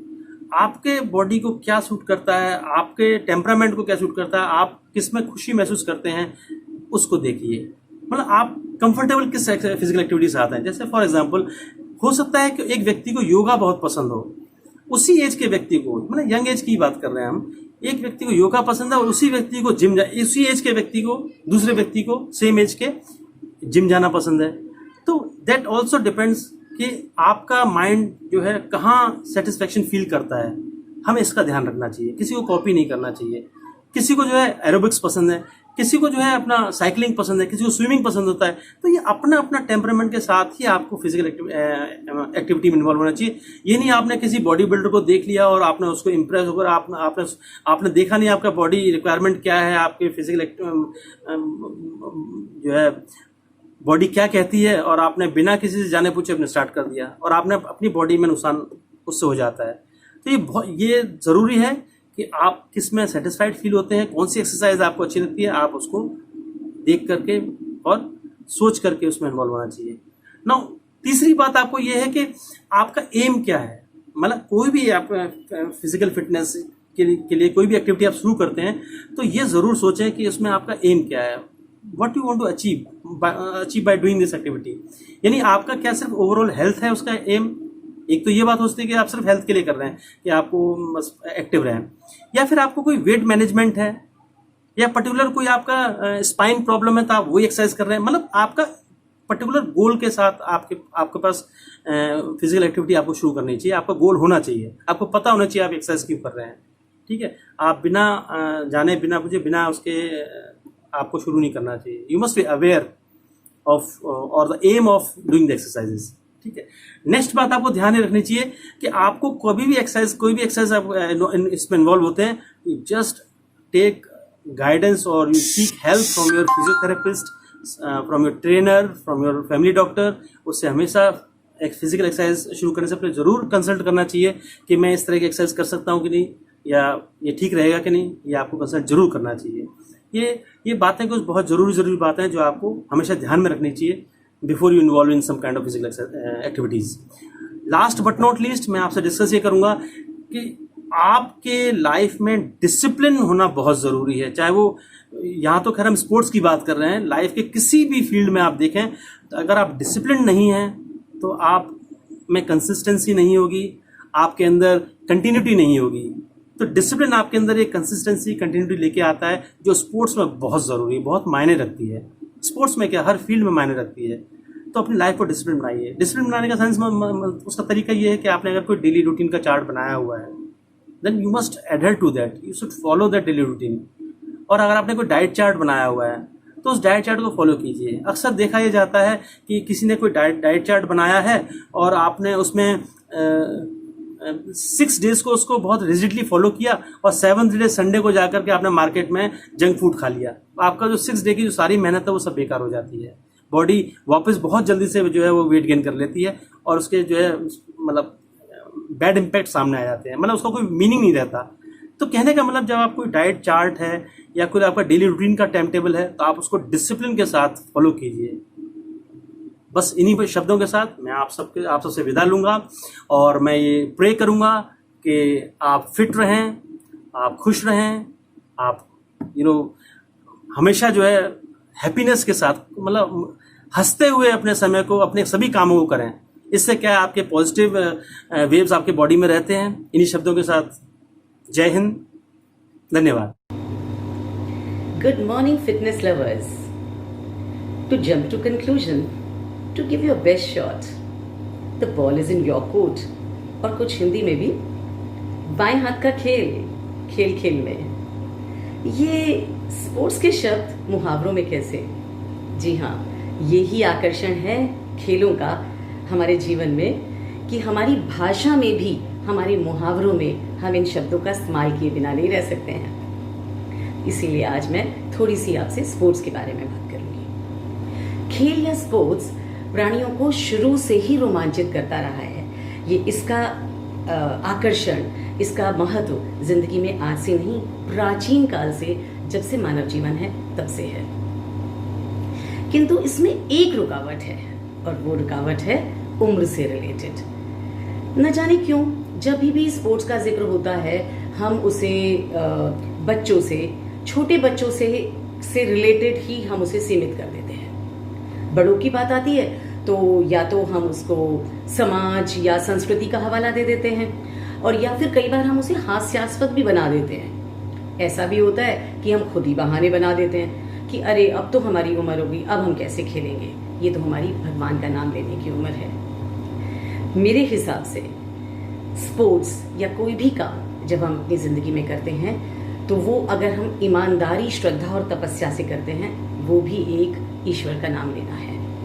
वो एक तरह की श्रद्धा है, अर्चना है। तो मैं आज आप अपने सभी वयस्क साथियों से ये कहूँगी कि आप अपने जीवन में किसी भी एक परफॉर्मिंग आर्ट को, जैसे singing, dancing, acting, theatrics, drumming और किसी भी एक स्पोर्ट को अपने जीवन में उतार लें, उसे अपने जीवन में शामिल कर लें। वो ऐसा आपके जीवन का ज़रूरी हिस्सा हो जिसके बिना आप रह ना पाएं। जैसे कि आपका रोज़ का खाना, जैसे हम अपने खाने के बिना नहीं रह सकते, ऐसे ही जिस दिन आप स्पोर्ट्स ना करें उस दिन आपको एक ग्लानि की अनुभूति हो, आपको एक असहजता हो कि आज मैंने कुछ गलत किया है अपने शरीर के साथ, कि मैं अपने शरीर को मैंने एक जो चाहिए थी ज़रूरी एक्सरसाइज नहीं दी, एक ज़रूरी मेडिकेशन नहीं दी, जब इसके लाभ जानेंगे तो आप सुनेंगे कि स्पोर्ट्स एक मेडिकेशन है हमारे शरीर के लिए। ज़रूरी नहीं कि आप खेलना है तो आप कोर्ट में ही जाएं, फील्ड में ही जाएं।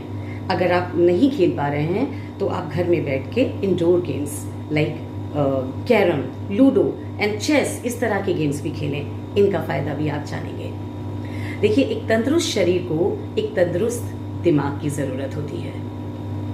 जब आप अपना ब्रेन, अपना दिमाग की एक्टिविटी चाहते हैं तो आप कैरम बोर्ड, लूडो और चेस जैसी गेम्स खेलते हैं। ये गेम्स खेलने से आपकी मेंटल एबिलिटी अच्छी होती है, और मेंटल एबिलिटी अच्छी होने से इंडोर गेम्स आपको इनडायरेक्टली आपकी फिजिकल एक्टिविटी अच्छी करते हैं। वो कैसे?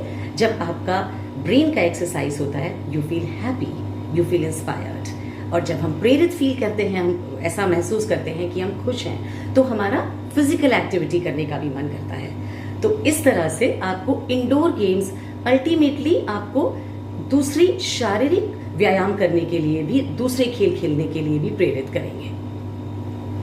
तो क्यों ना हम स्पोर्ट्स को अपने जीवन में ऐसे शामिल कर लें, रचा बसा लें कि जैसे हमारे जीवन का ये और जैसे ज़रूरी चीज़ें हैं, ऐसे ही ये भी एक ज़रूरी चीज़ हो।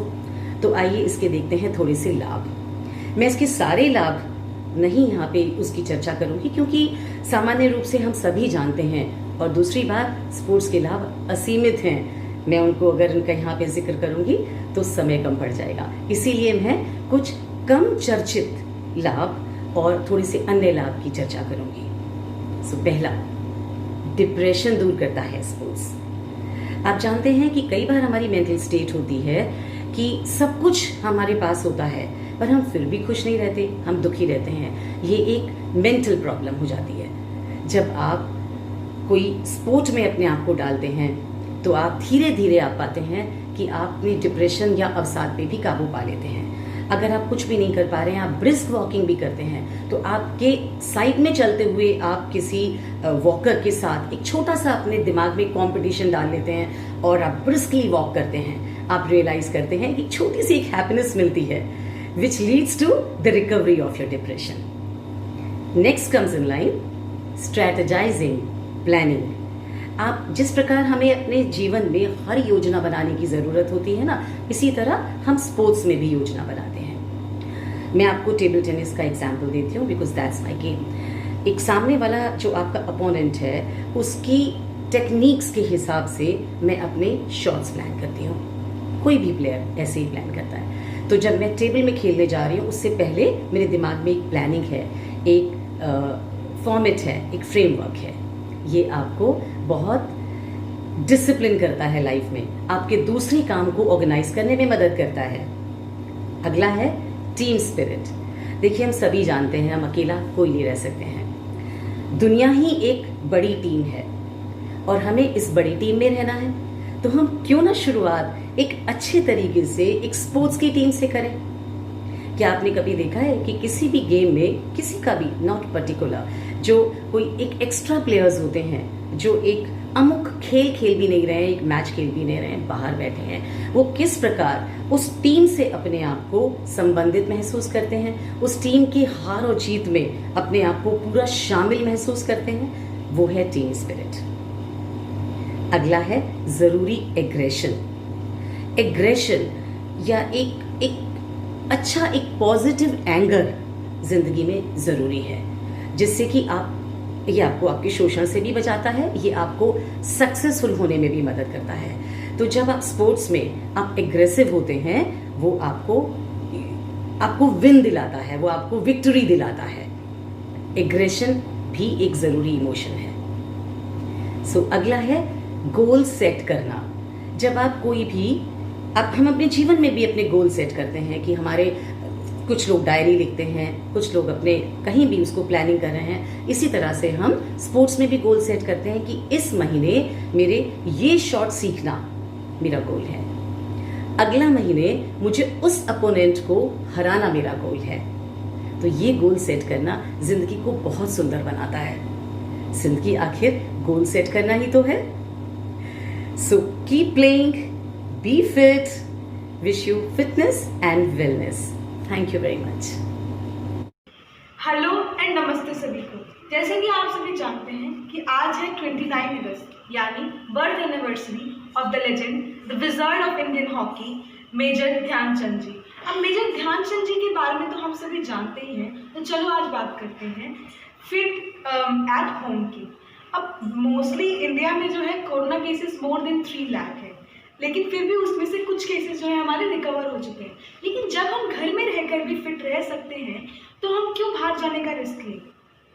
ये स्टेटमेंट मैंने इसीलिए बोली है क्योंकि अभी भी कुछ लोग ऐसी जगह रहते हैं जहाँ पे उनकी बिल्डिंग में या उनकी सोसाइटी में या उनके घर के आसपास जो है कोरोना के एक्टिव केसेस हैं, तो वो तो घर से बाहर निकल नहीं सकते। अब जब हम फिट शब्द जब भी हम यूज़ करते हैं तो सबसे पहले दिमाग में 2 चीज़ें आती हैं, एक्सरसाइज और डाइट। शुरू करते हैं एक्सरसाइज से। अब एक्सरसाइज हमें क्या क्या करनी है, क्योंकि हम घर में रहकर ज़्यादा एक्सरसाइज तो कर नहीं सकते। हाँ, तो मॉर्निंग में या इवनिंग में जब भी टाइम मिले थोड़ी देर वॉक करना, योगा एक्सरसाइजेस, मेडिटेट करना। अब मेडिटेट करने से क्या होगा, हमें क्या होगा, शांति मिलेगी। शांति मिलेगी तो क्या बढ़ेगा, फोकस बढ़ेगा, और फोकस बढ़ेगा तो हम हर चीज़ को क्या बेटर परफॉर्मेंस दे सकेंगे। अब मोस्टली क्या है, आजकल सब कुछ ऑनलाइन चल रहा है, online school classes, online tuition classes, online coaching, online colleges, even कुछ लोग घर में रहकर भी ऑनलाइन क्या जॉब चल रही है। तो इसी कारण क्या है, बैक पेन, आईज में पेन, हेडेक, शोल्डर, नेक ब्लॉकेजेस जैसी चीज़ें दिमाग में सबकी मतलब सुनने में आ रही है कि ऐसी चीज़ें भी लोगों को हो रही है। तो अब जब हम लोग 4-4, 6-6 घंटे मोबाइल, लैपटॉप किसी भी ऐसी चीज़ के आगे बैठने से लाइट रिफ्लेक्ट हो रही है, तो हमारे क्या ब्रेन्स की जो है नर्व्स जो है स्ट्रेच हो रही है, उससे हमारी आइज़ में पेन, इरिटेशन या हेडेक जैसी चीज़ें सुनने में आ रही है। तो इससे कैसे छुटकारा मिलेगा, भाई सुबह उठो, थोड़ी देर मेडिटेट करो, और मेडिटेट नहीं कर सकते तो 15 या 20 मिनट वॉकिंग करो। इससे क्या है, हमारे ब्रेन को थोड़ा रिलैक्स मिलेगा। इससे क्या होगा, हमारी नर्व्स जो है नॉर्मली उस पोजिशन में आ जाएंगी, जिससे हम लोग क्या है नॉर्मली फंक्शन कर सकेंगे। बैक और शोल्डर में पेन के लिए वॉकिंग इज़ द बेस्ट, फिर normal warm exercise, etcetera and etcetera. अब चलो बात करते हैं डाइट की। अब डाइट जब आती है तो हमें क्या चाहिए, हमारी बॉडी क्या है, एक मशीन है, और किसी भी मशीन को की प्रॉपर फंक्शनिंग के लिए उसको उसके हिसाब से प्रॉपर चीज़ें मिलनी चाहिए, जिससे वो क्या बेटर परफॉर्म कर सके। अब हमारी बॉडी को क्या चाहिए, न्यूट्रिएंट्स चाहिए। अब हम क्या है, बैलेंस डाइट फॉलो करेंगे। बैलेंस डाइट फॉलो करेंगे यानी ग्रीन वेजिटेबल्स, कोई भी वेजिटेबल्स या फ्रूट्स हम लोग खा रहे हैं तो उसको क्या है, पहले वार्म वाटर में वॉश करेंगे। वार्म वाटर में वॉश इसलिए करेंगे कि बाहर मोस्टली अगर क्या है बैक्टीरिया से रिलेटेड हो गया, एक अभी कोरोना वायरस भी चल रहे थे, इससे क्या है वार्म वाटर में अगर हम वॉश करेंगे तो जो बैक्टीरिया के जो किल होने की परसेंटेज है वो ज़्यादा रहती है। वार्म वाटर में क्या उनका टेम्परेचर जो है थोड़ा सा हाई हो जाता है। अब फिर क्या है, अब मोस्टली इस लॉकडाउन में मैंने बहुत सी चीज़ें नोटिस करी। सबसे पहले कि लोग कुछ भी बना रहे हैं, कुछ भी कर रहे हैं, क्या व्हाट्सएप में, फेसबुक में, इंस्टा, स्नैप, सब में क्या अपलोड किए जा रहे हैं। दूसरी चीज़ मैंने ये नोटिस करी कि जिन लोगों को मैं जानती तक नहीं थी, अब मेरे घर के पास रहते हैं, उनको भी क्या है मैंने देखा कि हाँ भाई ये लोग यहाँ पे एग्जिस्ट करते हैं। तीसरी चीज़ मैंने ये नोटिस करी कि ये जो हम लोग मोस्टली नेचर से जो हम लोग बहुत कम देख पाते हैं, कि बर्ड्स हो गए, हमारे क्लाउड्स हो गए, अपने बिजी शेड्यूल में, क्योंकि हमारे पास हमारा क्या शेड्यूल होता है, सुबह उठो, स्कूल जाओ, आते ही सो जाओ, ट्यूशन जाओ, आओ, खाओ, पढ़ो, फिर सो जाओ। हम लोग को क्या है टाइम नहीं मिलता है कि हम जाएं टेरेस पे थोड़ा देखें कि क्लाउड्स क्या हैं, कैसे कर रहे हैं, क्या हवा चल रही है, क्या नहीं चल रहा है, कुछ भी हम लोग को नोटिस नहीं करते। लॉकडाउन में क्या है, हमने ब्यूटी ऑफ नेचर को नोटिस करना सीखा है। तो एंड में यही कहना चाहूँगी, stay fit, stay healthy, stay blessed.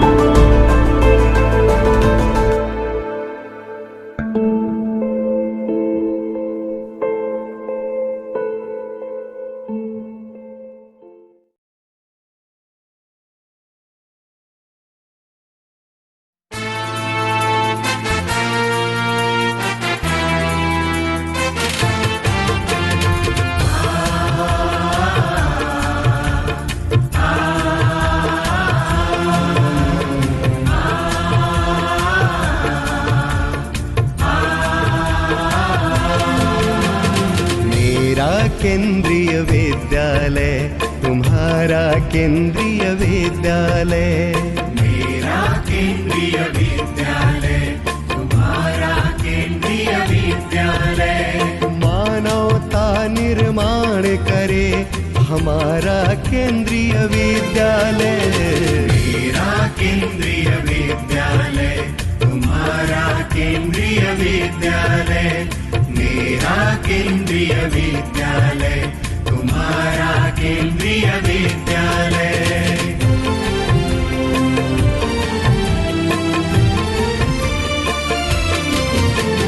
माता पिता ने हमको जन्म दिया, मेरे हित हरदम किया दिया। माता पिता ने हमको जन्म दिया, मेरे हित हरदम किया दिया। हम मेहनत कर सुबह शाम रोशन करेंगे उनका नाम। हम मेहनत कर सुबह शाम रोशन करेंगे उनका नाम। पौरुष चरित कमान भरे हमारा केंद्रीय विद्यालय।